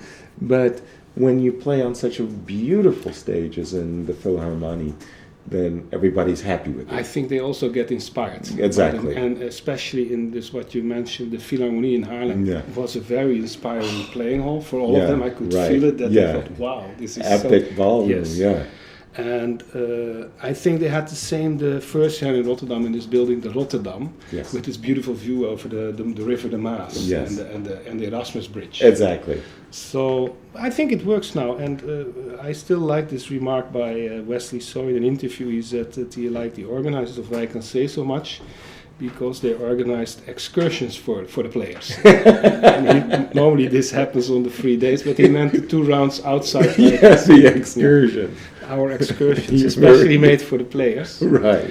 And it's a good concept, and I think also the players, but also the journalists, and especially the people behind your show, they have to work so hard to everything we have to take in the car to Haarlem or to Rotterdam this year. Well, the breakdown and the resetting up. It's very much work, but somehow all it works. Right. It's a kind of success, and we also really get new cities who apply for a round in their city. For consideration, in 2018, in 1920, we already have a very long list where we can choose. Brilliant. Yes, and many of these cities are also very interesting to go to. Right. So I think for the moment it's good to continue now that we have gotten used to it. Now, first of all, let's just take a look at some of the games that are ongoing, and don't move. The game of Levon Aronian, time control has been made. There was this trade, and like I said, there was this kind of funny sequence where Black could have essayed the move h7, h6, which is a kind of a strange one, but normally speaking, when you get your knight to this beautiful square e6, you don't expect that it will be trapped on that square. But the funny part is when you look at the knight for the moment, it's there. Yeah. It's just there. But how do you get it out? And maybe on a bad day, things could go wrong if this bishop comes over here and grabs this pawn. This was not Levon's idea. He's a very creative player. He gave a check on the back rank, activated his rook instead, and now, of course, he's hopeful that there would be a knight takes g5, so that he would trade rooks and pick off this pawn with a check, and this a pawn, very dangerous when the knight is out of the way. So you consider Black's position as good, because today I had so many guests in the house that I didn't see a single. I saw Vailly and Karyakin coming in the corridor, but then I could see on the faces that Vailly won. But this was correct, because I also saw Sergei's. But for the rest, I do know absolutely nothing. Also not about Maxim's position. But that looks good for Black, you think? Oh yes. Yeah. So just to help our viewers, Jeroen's not only the tournament director, he's a chess player. He loves chess. So you're sitting here directing the most important tournament in Holland, and you never get a chance to watch the games because you're so busy with your duties. Well, it's sometimes terrible. in my telephone I have some time to check some things out. Just a little bit. And of course I talk a lot with the player. For instance, the day before yesterday I spoke with Levon on the street after he had won a nice game against Rapport. Yes. And then he said to me, Jeroen, it's a pity that there is no more rounds outside, because he made 2 points in Rotterdam and Haarlem. But now he's doing well in Wijkans. But I think he's playing very well in general here in the tournament. Yes. He had this horrible game with Sergei, whereas he explained it was the worst of his career because he was outplayed tactically and strategically, which is usually a very bad formula. It's too much. It's too much. One, yes, but not both. So he lost, but with that exceptional game, he's doing very well. And today, against a very, very tough Polish Grandmaster, Czech, h7, h6, some very similar ideas as well.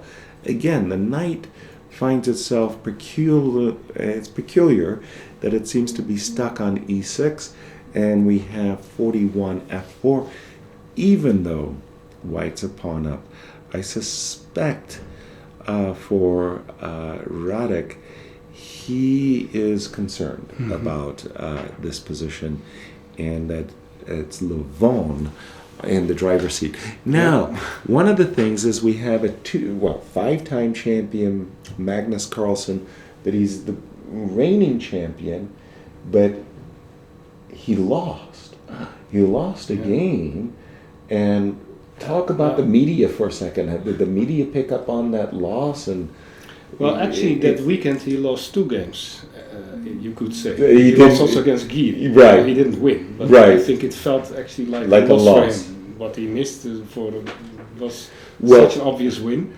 Well, it's the Magnus. It was the Magnus checkmate. It was the same mating pattern as from the chess, the last game of the World Championship match. And today, well, I must say, if I've got the position right, things moved in a. It was really funny. Adiban sacrificed a pawn from the opening. He was Yeah. carrying an initiative. He's making it very, very awkward for Magnus. All the time, Black was looking to bring his queen from even from the opening. There was a time to bring the queen to h2. He put his queen on the battery. He was trying to bring his queen to h3. Then he could have. We have a draw between Pentala and Anish. I was really shocked that he didn't play the move Queen G4. Because after the move Queen G4, well, first of all, you're hitting this rook. And after a move like Rook E1, you have a move like Rook E3, where you have at least a perpetual check. And I would be very, very surprised if Black didn't have more. Strong attack. Yeah.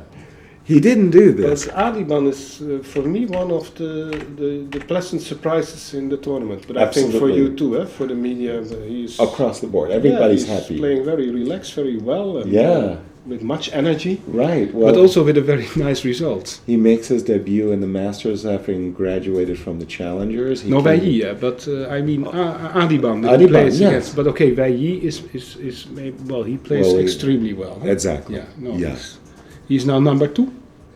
Yes. In the standings. Absolutely, at +3. So let's see how Magnus's game unfolded. Rook C1, Queen F5. There was a trade. King F1, D3, Knight C3. Knight takes C3, Rook takes C3. What is this? Rook B3 and G6.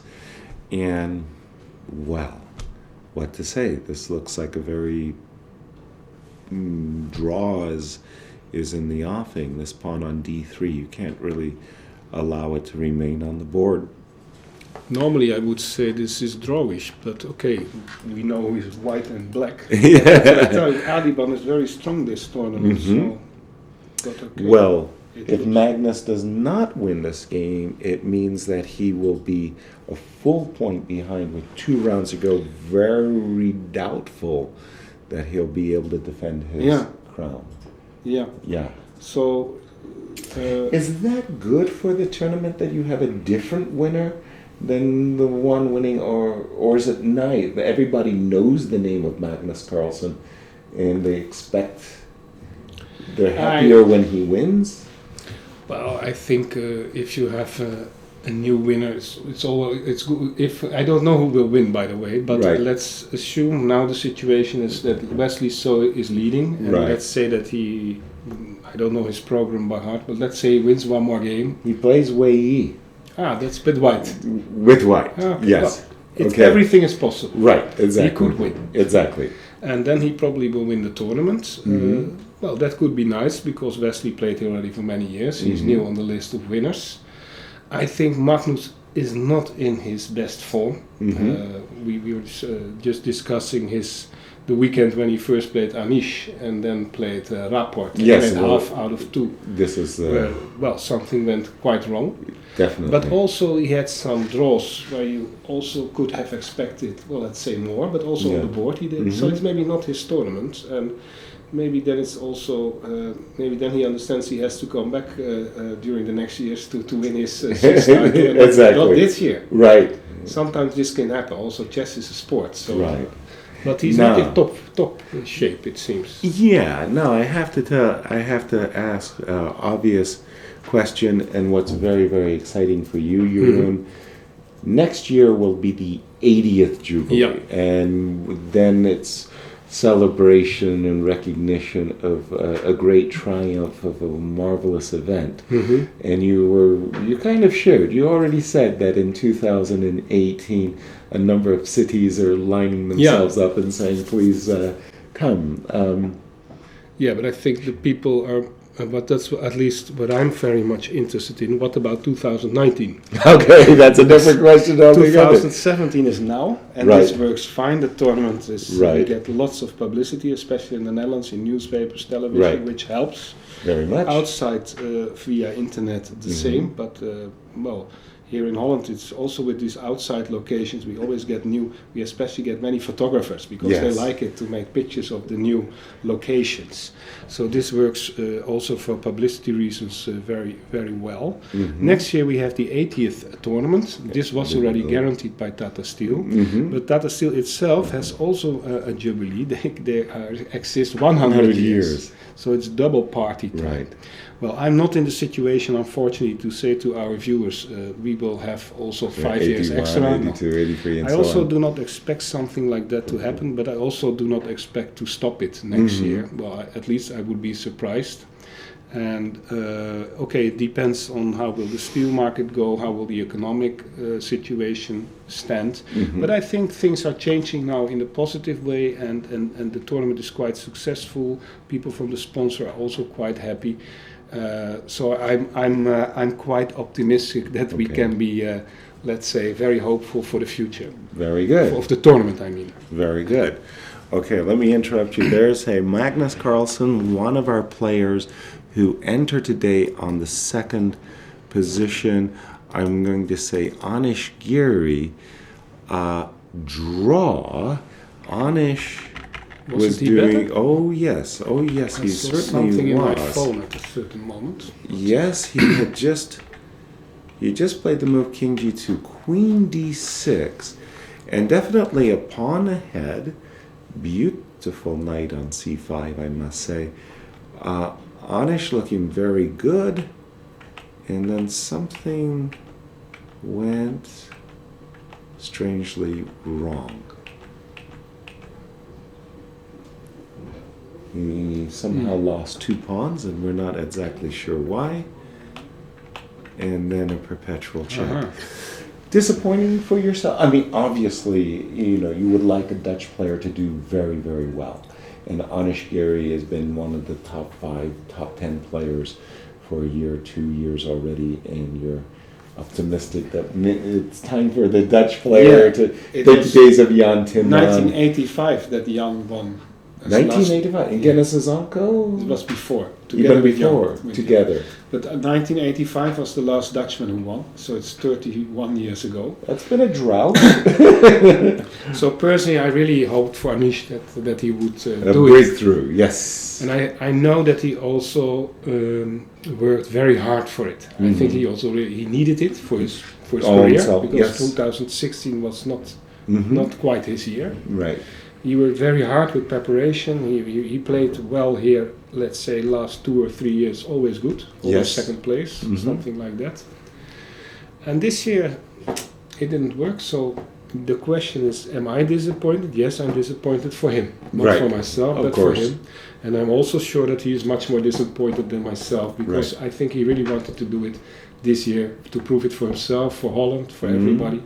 But okay, it didn't work. Yeah. We have to wait. Yeah. Okay, fair enough. And I mean, and like you say, it's not through lack of effort. I know he's very, very hardworking. But also at home with a team of people. Exactly. He's very serious in his preparation. Exactly. He works very hard chess. Today he will be disappointed with a draw for another reason. He came to the game with a very nice, enterprising piece sacrifice. Yeah. He got what appeared to our eyes to be a very advantageous position, turned it into a draw. And of course, a lot of funny stories. Jokes, I mean. Let's turn our attention to the game of Pavel Elyanov. He got off to a great roaring start, was the early tournament leader. Yeah. He's gone through some kinds of roller coaster rides. 3 winning positions in a row, 3 draws. He wasn't able to increase his standing. He plays Ian today. Sorry. Yes? Well, Ian is one of the players, by the way, who is disappointing. He yes. was also hero of 2016. I'm sure that many people, myself including, and probably him as well, more than what he showed. A great result. And Pavel is like Weiyi and like Adiban Basran, who qualified. I think the players who do very well. Yeah. Okay. But wasn't it also like last year that Pavel lost a very impressive game to Magnus that sunk his chances. But at one moment in the tournament, Pavel was impressing us as a kind of a dark horse. He had +2 last year in the final position, so probably he likes to play here because he's doing very well here as well. And like you said, he missed also some chances. Exactly. So let's just go back to a moment that we left it so long ago. It was actually, we're going to go very quickly. Yes, it was here, and already I felt that Pavel was doing quite well, that he had no worries. And I definitely feel this way as well. Still no worries, everything is okay. And something like this. It's very important for him to keep pace. He needs to win with the black pieces here. It's going to be a tough one. It's not so easy to overcome rook and bishop versus rook and knight. So this can also be drawn. This could also be simply heading for a draw as well. Well, okay, but it's important that for the tournament cross table and leaderboards. Are you as impressed with the challenger section as I am? I mean, you've got a very mixed field, and these guys are swinging for the fences, there's blood being spilled, like carnage in there. I already wrote it in the program book. I was very pleased with the field already before there was one single move played. Really? With the names, and also 9 out from 14 debutants, newcomers, which is not so easy, I can say, because very impressive. Many players have come here before.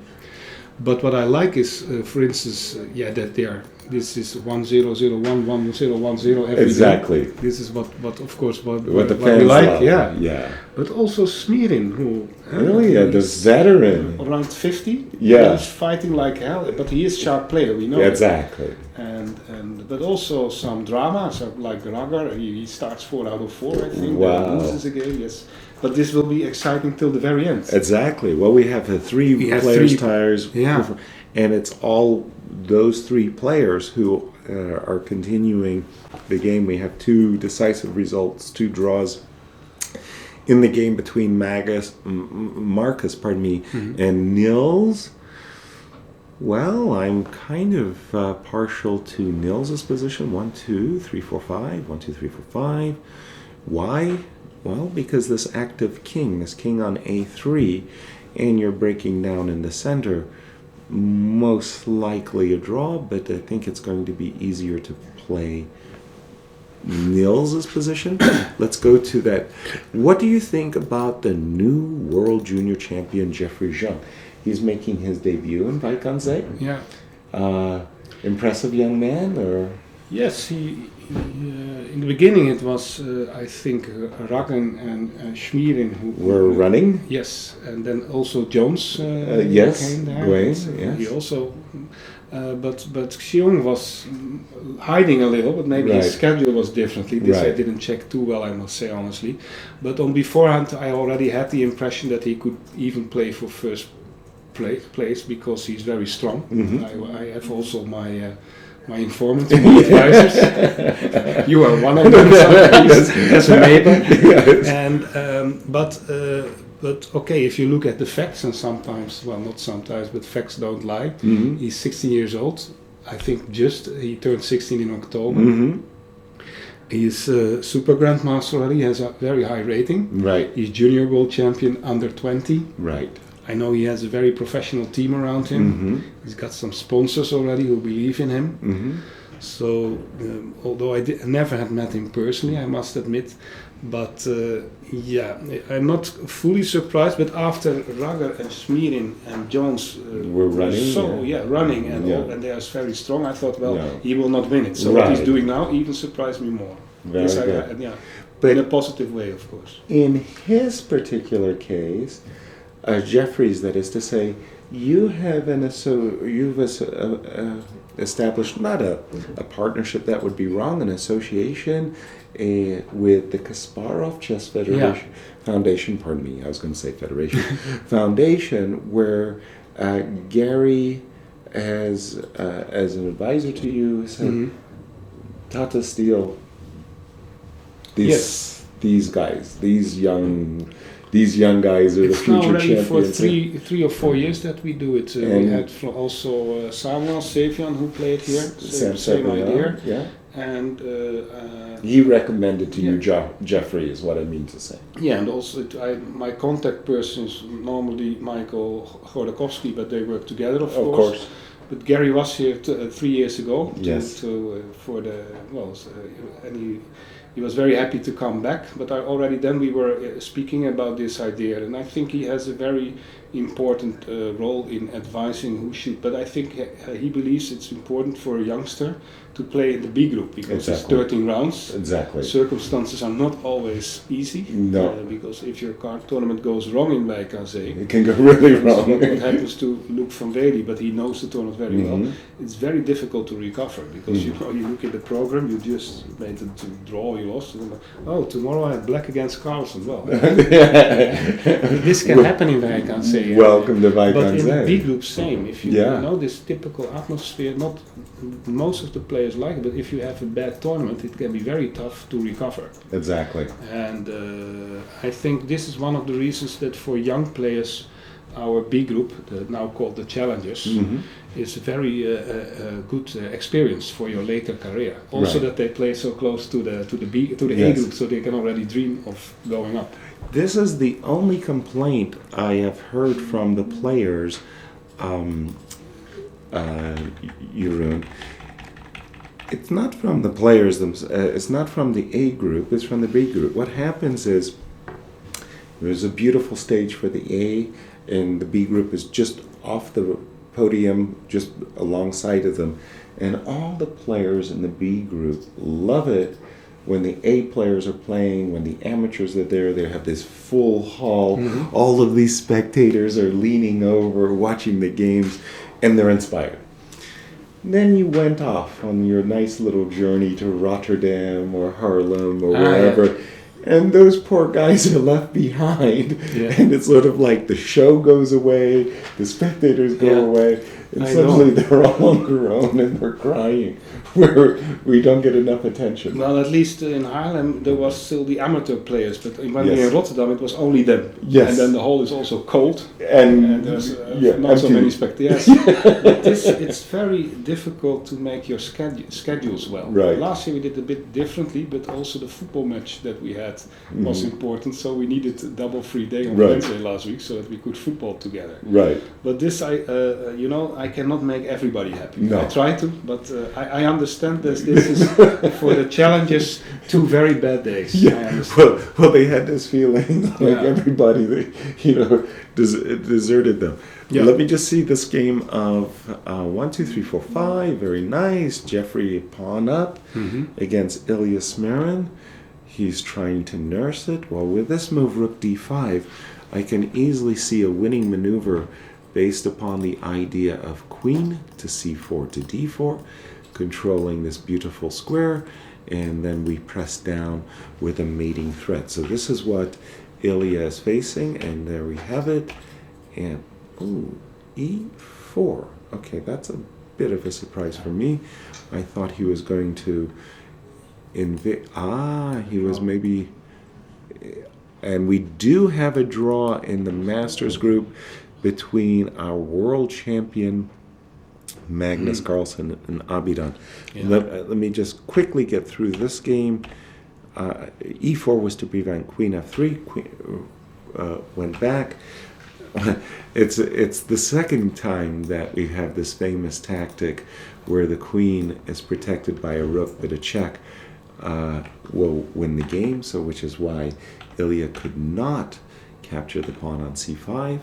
C6, again the same, and after A3 I assume C7, and this looks winning to my eyes because check, and there will be mates. Wow, if Jeffrey were to win this game, that would put him in prime pole position for potential elevation. Well, very impressive. Yeah. After what we discussed, that he was Yeah. running behind in the beginning. Exactly. Now let me go to the Masters and to pick up for the finish of the Magnus Carlsen game. We left it just here. I think there was a trade, Bishop D4.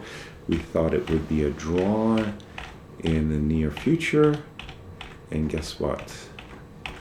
We were right. The draw Greek. Well, for a man who, he came here at such a young age. This is his 13th edition of Vaikanzee. I speak, of course, about Magnus Carlsen. He has come back time after time. He really enjoys it. He enjoys the atmosphere. He played in what was then the C group, then the B group, then the A group. He missed only the 2014 edition.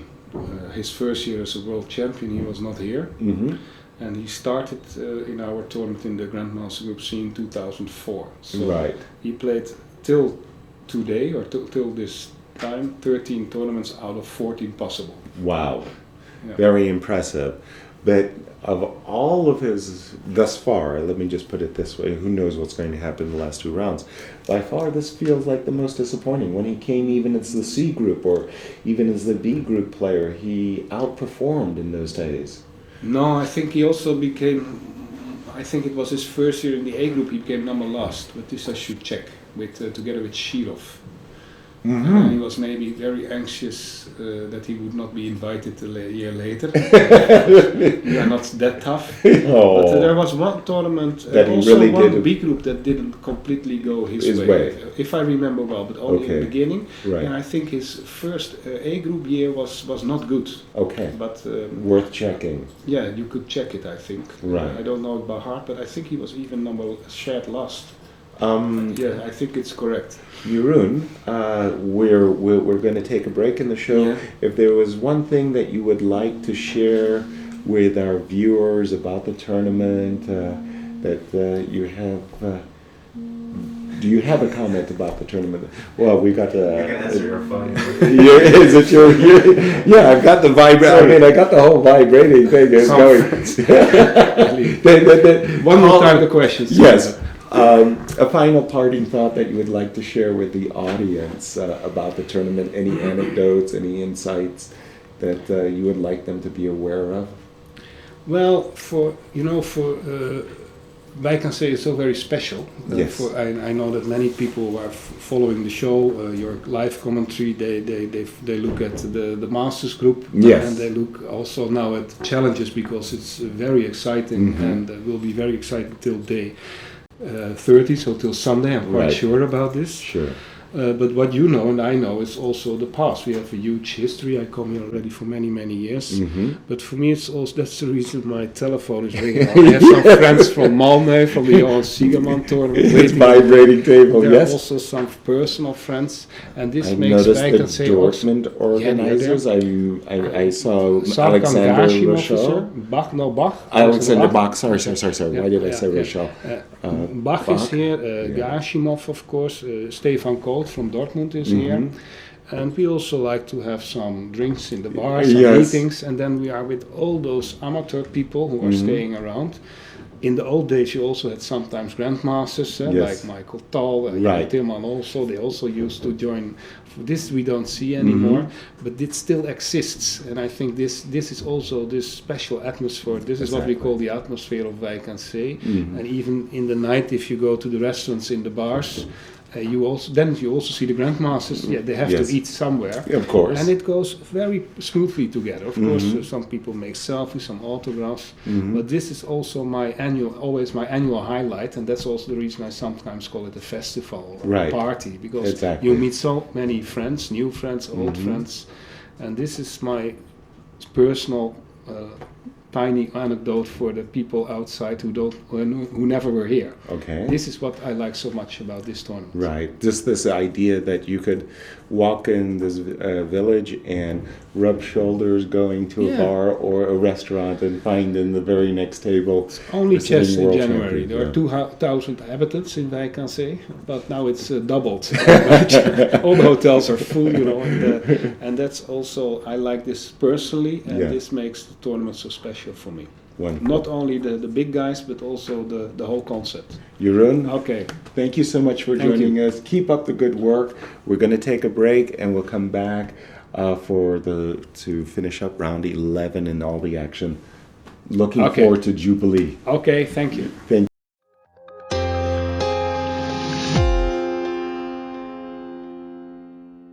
Your favorite chess book? I think it's My System by Aaron Imtovich. No, you doesn't learn it. Probably Gawain Jones Dragon System.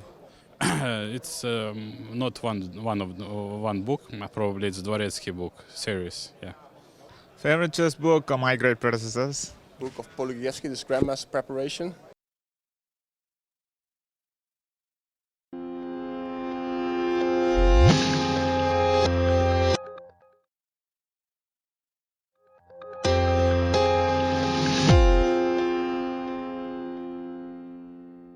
What's your favorite chess opening?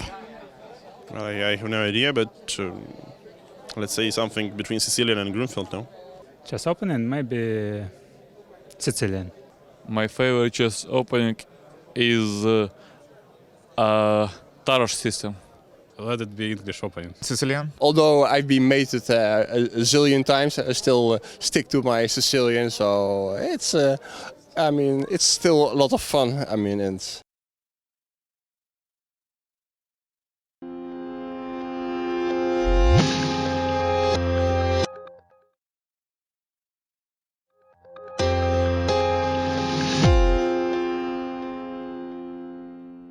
What is your favorite chess quote?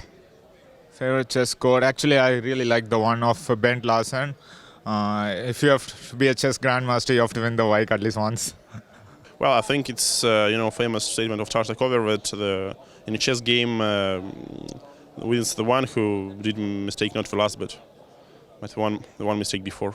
Never say never. Something like chess is life, but life is not only chess. My life is chess, but my life is not only chess.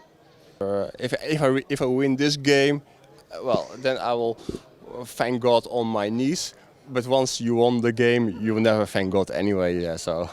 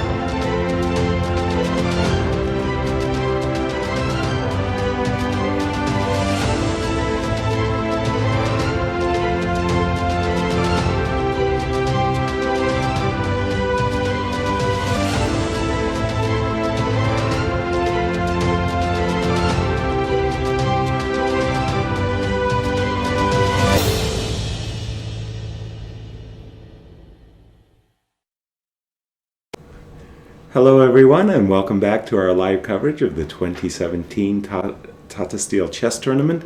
I'm with Bhaskaran, who, your day in the sun, you get to play the world champion. You talked about watching the match in your home city of Chennai and thinking to yourself, boy, one day. Well, you step at a time. This is your first chance to play, of course, with Magnus. Yeah, I have not even played like in a blitz or something. So. Okay. And even though you started with black, you were definitely the one I felt who was pushing. Yeah, exactly. Okay, first of all, you brought up a kind of opening. I thought it was, well, I don't know. You honored him by playing the Scandinavian. Yeah, He's Norwegian, you know, or and also he himself played it on one very nice game against Caruana. Yes. So exactly. Yeah.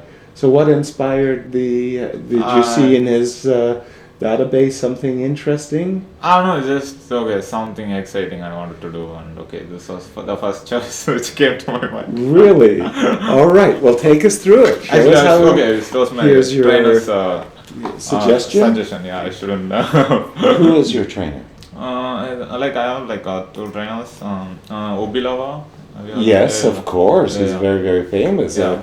You're following in the footsteps of Vishy. Yes. And also I have an Indian trainer, Vishweshwaran, so both of them were helping me. Okay. In this game, so. All right. So, take us through it. So now I was kind of expecting this. Okay. So, here, thing is, it's just, this move is kind of interesting, Well, I thought it was very provocative. Yeah, but that was the point. That was the point. So, let's say he goes here, then yes. I have to go here, okay. and then d5, then I take something like this. Right. Some nonsense, so. And it's not so easy to play, I thought, so that's why I thought, let's try this. Okay. No, the point is if you do something like c6, he goes c4, knight c3. But here he has to be a little bit careful because I'm threatening on d4, Okay. So c3 was a little bit surprising. Yeah, bishop e1 maybe not the best move. Maybe I should go something like here.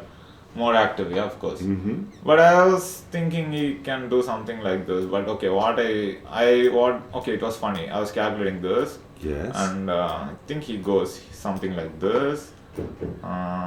It's some random variation. I was thinking, it was not so good for me.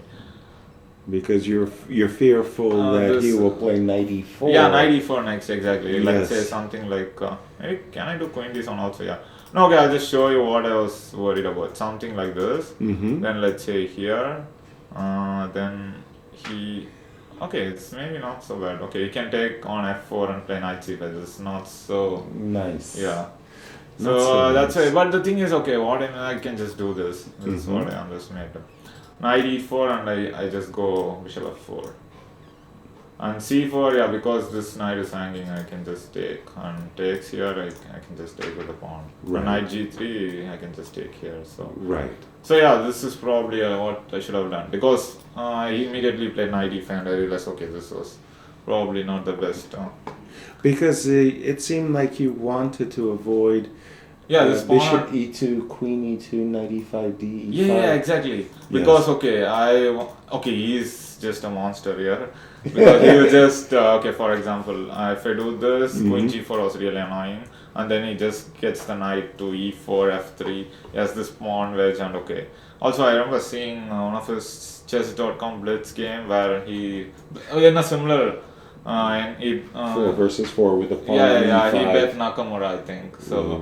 So I was like, no, we're not gonna let's not do that. Let's not do that. Try to make it interesting. But then unfortunately you've lost the two bishops, Yeah, but the thing is, let's say I go c6, short castle, queen c7. I can argue that I'm very solid. And I am solid, so... So it's like the Fort Knox variation. Yeah, something like that, it's a mixture of Caro-Kann, Fort Knox, also Scandinavian. also Scandinavian. So it's a mixture of everything, So here, unfortunately for you, we were expecting Magnus to apply the full squeeze, but he really didn't. No, the thing is, I think, I was also worried about the full squeeze Yeah. because he himself has told like he's probably like a python. So once Right. he's just You're falling into his grip. Yeah. No, but the thing is, I was not exactly sure how he would squeeze the position here. For example, like let's say 92. Yeah. And I wanted to do this immediately so that I cannot do this queen b3 again. Mhm. So let's say something like g3, I just go short castle. And the thing is here, I just maybe even exchange this. Mhm. And I just double on d file, then just move around with the knight and try to prepare c5. It's not so easy for him. Right. Because if he does h4, h5, I just can fix with h6 or just like that leave it so that he can do h6, g6.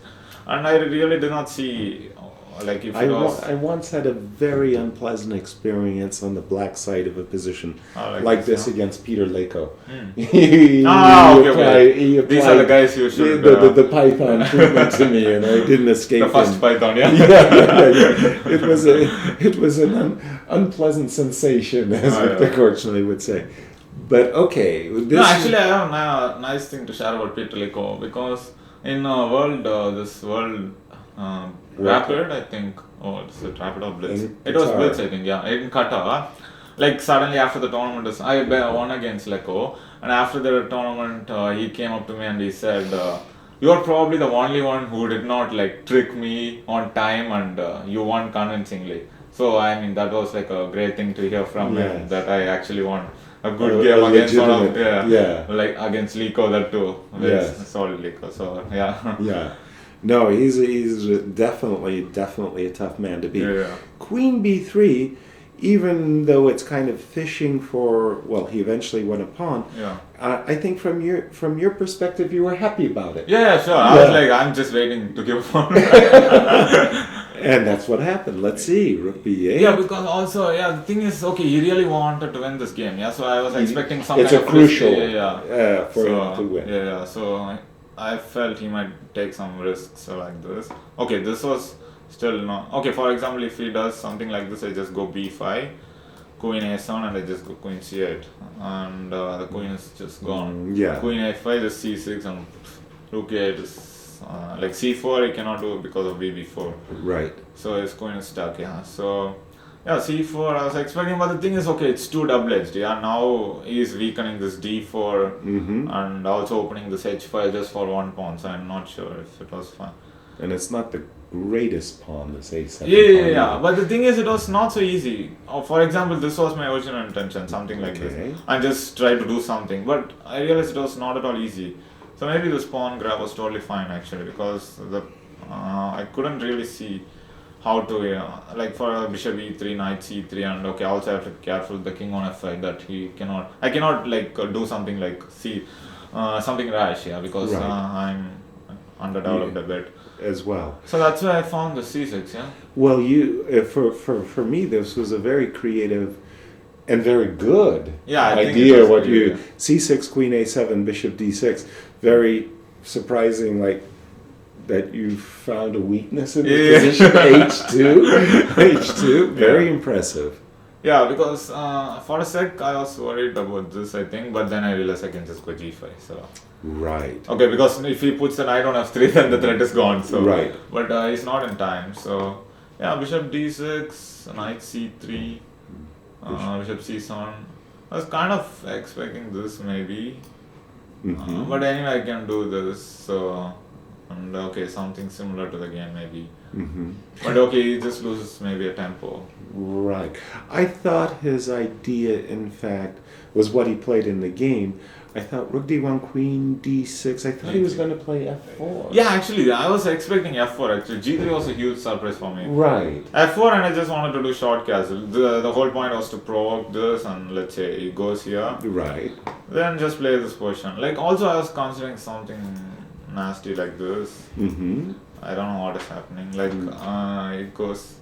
Yeah, I think I have like a very good compensation, but okay, probably it's not needed. But I was planning short castle and just play this position with compensation.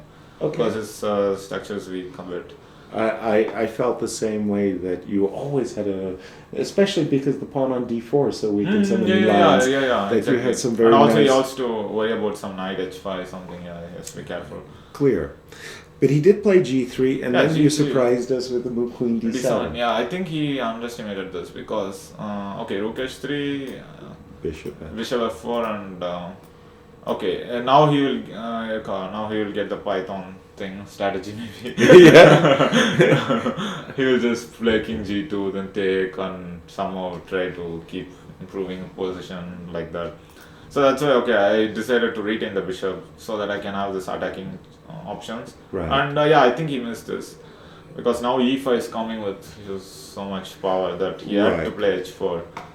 So it's kind of intriguing because later in the game I'm going to ask you a question. You very nicely are fishing for an opportunity to bring your queen to the king side, either through h3 or h2. Yeah, that's true. And then you had an opportunity, but go ahead. At this point, everything. Yeah. No, here it was. I really wanted to make some kind of because e5. This was interesting for takes queen h3, but queen h3. Mm-hmm. But he just takes and here queen e3 check. I'm like, it's nothing. I don't know. The thing is, even rook h4 I was checking. Mm-hmm. But again, I think he just comes. Okay, well, this is one very easy refutation which I saw. Right. So I thought, okay, I cannot really do this. And it would be nice to prepare this, but I really did not see how to improve. So I just thought, okay, I'll just go for short castle. Because now he has to move the queen, and then I get this b5, which is nice. So queen c5 was again a bit of a surprise. I was expecting this, but then, I think he didn't like this. Here I can just do something like this because he cannot move the bishop. I take b2 or even take a knight d5. I think I have like very good compensation. Here there was a problem. Think I now do this e5 and queen maybe h3 but I'm still not ready, but maybe I can prepare that. Right. So queen c4, queen c5. The queen was looking a little bit funny, but I cannot really trap it. So. Exploit, yeah. So b5 has it looked natural fighting for this light squares. Mm-hmm. Takes. a3. You went. His queen was very awkward. You went rook c8, I believe. No, because the point is, I think he wanted this maybe, but I just take and b6. And now queen h3. Then suddenly, this is like the worst version you can. Right. Queen g3 check, knight g4. Knight g4, everything is going. So so d5 is not working. Mm-hmm. So also I'm like for example, let's say normal move, and then suddenly queen is trapped. Right. Oops. So because queen g5 he needs to have under control just so that he can go there. So cb5. Also I was expecting a3 because otherwise this b4 was really annoying. Right. Like if he does something like this, I go b4, and once the knight moves, I get this knight e4. Here actually maybe I think I can do this. Queen c2. This should be, or maybe this is not the best way. Maybe but even here feels like great compensation. Feels like I can probably even do knight d5 something. Right. Bishop d6 and rook is coming. So a3. Now I decided to force this b4 because I felt I can play for this d4. And again, this is more than comfortable play. Because my king is so safe. Right. The pawns are so nice, and for example, if he does something like this, then I go bishop b6. Takes and fighting for a draw is not the way I think here. Right. So d6 and rook c5, this was the one. I'm coming with everything. Rook g4 was not so clear because of queen e5. But probably also winning. But rook c5 was nice, I thought. Right. Just bringing everything and just going for it. Like here, knight d5. Knight d5 doesn't work, maybe then rook g4 is the way. Queen e5 here, there should be something. Like maybe even rook c5, And then the rook is going to slide over. You're beating him with everything. No. This is not what the world champions. They don't become 28-50 by giving you a chance to hit them in the jaw. No. And one more funny line was this bishop e3. rook b2, and now d5. But this was very interesting. I didn't realize what was happening exactly. Takes rook into c3. No, sorry, takes with the pawn, of course. Rook into c3, and now bishop d4. Now you might think knight e4 is winning, but it doesn't. It's Rook like check and rook h8. Rook h8, or even this is more. Oh no! Oh no! This is the Magnus Carlsen Exactly. Yeah, I didn't want to allow this again. So. So the thing is, I think I can just do queen c7. Takes queen into c3. Now queen c2 is like a very dangerous threat, and takes I can just ignore because okay, I cannot maybe ignore. I can do this. Yeah. Okay, it's too much of a mess. No, I just stopped here, but I didn't realize he can do knights. I thought king gets on no check. Right. Promote to a knight, you mean? Yes. Yeah, but maybe I can take this, but okay, not this. Yeah. Well, you're walking a bit of a tightrope here. Yeah, but probably it's okay. I don't see how he's... No queen h6 mate. Yeah, not yet. I was looking for it. Exactly. Yeah, but this... I felt, okay, there must be also some other way for black here. But it was not so clear, but this was probably one of the way, queen c7. So even queen d2, yeah, he wanted to maintain the position, of course. So I decided to go here, knight e2. This, I don't know if this is the best. Because if I do this, he just plays queen d3. And, okay, I have very good compensation. Slowly is like the expert here, like how to convert advantages. Right. So, yeah. So, but okay, I don't know if he has an advantage. The extra pawn, I would say. Yeah, the extra pawn.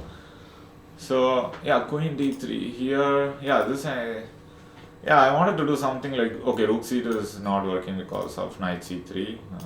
Which is very annoying. Yes. So, knight d5 I didn't like because you can just develop bishop d2. And otherwise knight b4 is a threat, so it just develops. And knight b4 is not the exchange you want to do. Right. So e5 I thought was the best way. I liked it very much. Yeah, because if he takes, then I take and play this. Right. No, at first I didn't want to do this because I realized, okay, it was maybe like too rawish. But then I realized actually it's not so easy for me here because I have this rook c2, then f2 is under threat, so e5 is threatened, so like too many threats, I think. Yeah. Exactly. Okay, he has to do, I think, rook c3, but I think I can just let's say something like knight f2 is good, I think. And if he goes here, then I take knight here and knight d3. He still has some problems, I think. Right. But probably he can hold, I guess. Okay. Yeah. But I didn't see anything else than e5. At least you were the one having the fun. Yeah. No, e5, I didn't see anything else other than e5, so I felt, okay, I have to go for this. And again, this move, a kind of e5, it's a little bit sly, but once again, queen h3 is lurking. Okay. So bishop 3 is a threat, so bishop g5. Right. And again, I think he really wanted this position, which he would be very happy to play, I think. What, you were thinking he's going to go knight f4 somehow? Knight d3, queen or something, and then maybe h5 at some point. Right. Slowly do this. Because suddenly my bishop is stupid. Right. So I was not planning to all of this. Also because now the thing is I'm also playing against this bishop on g5. Precisely. And now I have all this nasty threats. No, I really like the move knight g4 especially. It looked nice, yeah. Because f3 cannot do because I just take here, takes, queen e2, and I just go back. And now he has weakened the king side, and he'll be really under pressure here, I think. Agreed. So rook c1, rook c1, rook c1, rook e8. And again, what can I say? Compliments. I really like what you're doing because you're not making his decision, his life easy. Definitely not. Because rook c1, bishop c1 is definitely what he wants. Because then I think he's he's out of danger at least. Yeah. Yes. Because one of the. But okay, if I maintain this, then he's really under pressure. He has to find what to do. And rook d1 is probably the best. Because the thing is, I have this queen f5 threat sometimes, so he's making preparation against this. That was the if he does something like this, I can take, threatening knight e5, and if once he comes here, I go queen f5. And your deep Yeah, pawn once is a again. big. Maybe I can even take rook into e2 maybe also. And then d3 also looks very strong. Exactly. Yeah. But okay, queen f8 is very strong also, I think. So that's why I played rook d1. Mhm. Yeah, okay, I wanted to annoy him even more Or with e4, e3 not, or not something. e4, just at least not take immediately. Mhm. But I didn't see how else to improve. So I just took actually bishop f4. Yeah, this position, yeah, looks so nice, but I just don't know how to improve. I think knight f6 is okay because I'm trying to bring it somewhere like this knight e4 or knight d5. Also no, again queen s3. Sorry, queen s3 is the threat. Yeah. Mhm. Yes. Again the slide move. Right. So he decided to make preparations again. Okay, if I do this, he comes queen f1. And now he's dreaming of knight d3. Yeah. This is what he wants. And now once he gets knight d3, okay, I have to be on the defensive. So Exactly. So knight d5, bishop d2. Yeah, okay, this is very Now everybody and his brother was wanting to ask you the question. Yeah. Queen g4. Why did you reject it? No, I saw this and I was looking at knight e3 mainly. Ah. And rook e3 somehow It is blocked. It isn't- blindsided. No. So you have at least a perpetual check. Yeah, and okay. But yeah. For a lot of people, they would be very frightened that you maybe have more than perpetual check. at that Yeah. position. No, I think probably I was just winning here. Even that? Okay. No, the thing is, I really wanted to make this knight e3 idea work. Mhm. So I thought, okay, knight e3 immediately does not work because he takes queen here. Here, okay, you can even do bishop e3. Even king g2 is totally fine. Mhm. So I thought, okay, let's play this and threaten knight e3. And I thought it was kind of forcing. I just forgot that you can play knight e2. This was a problem. Then suddenly, Then you regretted your choice. Because no, it was confusing. I was looking at both here and also knight d5 and queen g4. Mhm. I didn't exactly see which version should I go for. Because now queen g4, then you have something like I think king g2 Mhm. and knight d5 it goes bishop g5. Here again I was trying to make some rook e3 work, but it was not working.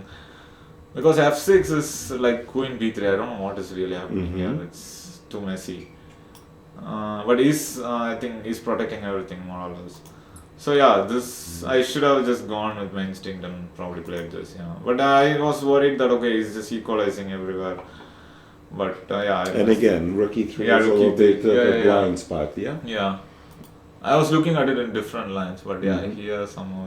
If I had seen this knight e2, probably I would have gone for queen g4, Mhm. But suddenly I was like, okay, this is getting weird because I didn't see how to protect this d4 pawn so easy. Right. And here, And knight queen e3 fails. Because he of just simply takes, there's nothing, Yes. no threat. Sorry, there's no more Yeah. e2 check. Apologies. Yeah. So Oh my. knight e2, and then I had to play this queen f6. Here I was expecting something like this. Mm-hmm. And now, it was not so easy but I have this knight b4 trick. So if I take, after this I already have to I think I cannot fight for a win anymore. So Right. just take and it's a draw. Right. But okay, I think he would love to play this. Some check and but probably it's really nothing. Something like this. Okay, f6 is bishop d4, but I just Right. go here. Right. And Yes. No worries here. So rook c1 probably not the best. I think he missed queen f5. Mm-hmm. Because I think he also felt that I missed something and he wanted to maybe take over somehow. But okay, I was expecting something like knight f4. Mm-hmm. And it should be draw also. Takes. It's nothing. Right. So queen f6, rook c1 and queen f5. Here it was interesting. King f1, d3, knight c3. I really wanted to play this knight f6. Trying to play knight e4. That's good. But this endgame was not so easy to understand what is going on. Takes, g4. bb4, bishop d4, let's say he goes b4. Mhm. And I'm not able to protect this pawn. g6 is met by g5, and f6 he will go h5. And somehow, I don't know if who is probably black is fine, but I was not so happy about this. Yeah, you want to play f5, of course, but is it so easy for him to undermine your... I mean, the pawns on e4 and d3 are just strong. Yeah, okay, yeah, that's true. But he's not going to play f3 anytime soon. He'll get to play e3. No, but yourself. also you can do something like rook c1, rook c4. Yeah, it's, but okay, probably it's fine for me. Probably I should just do something like slowly, like this here, and just bring this. Yeah, probably it is possible. Because f5. Yeah, but okay, I felt my chance had already gone, so I just decided, okay, just go for just go for this. Say like the most easiest. Following the game, did you have a post-mortem with him? Did he want to analyze it? No. Sometimes, okay, it depends on his mood, really. So, right. Okay. Maybe he was disappointed with the game. Probably, and yeah. Never... So, okay, generally, if he wants to talk, he himself, I think, starts the conversation. Right. So if he's not interested, I think you should just not to say anything. You don't go to him and say, Magnus, may I show you where I missed my win?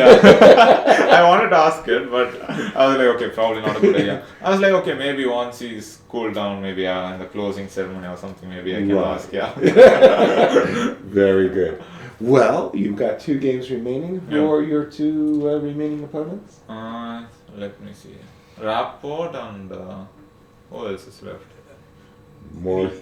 Giri, of course. Giri. More thrills and spills in store. Yeah. Well, you're keeping your fans on the edge of your seat, and this was a very nice outing against the world champion. You really, I mean, it wasn't that he had the opportunities on your side of the table. Yeah. Bhaskara, thank you for everything. Really wonderful, and keep up the good work. Thanks. We're going to take a break. We'll be on the other side in just a few minutes.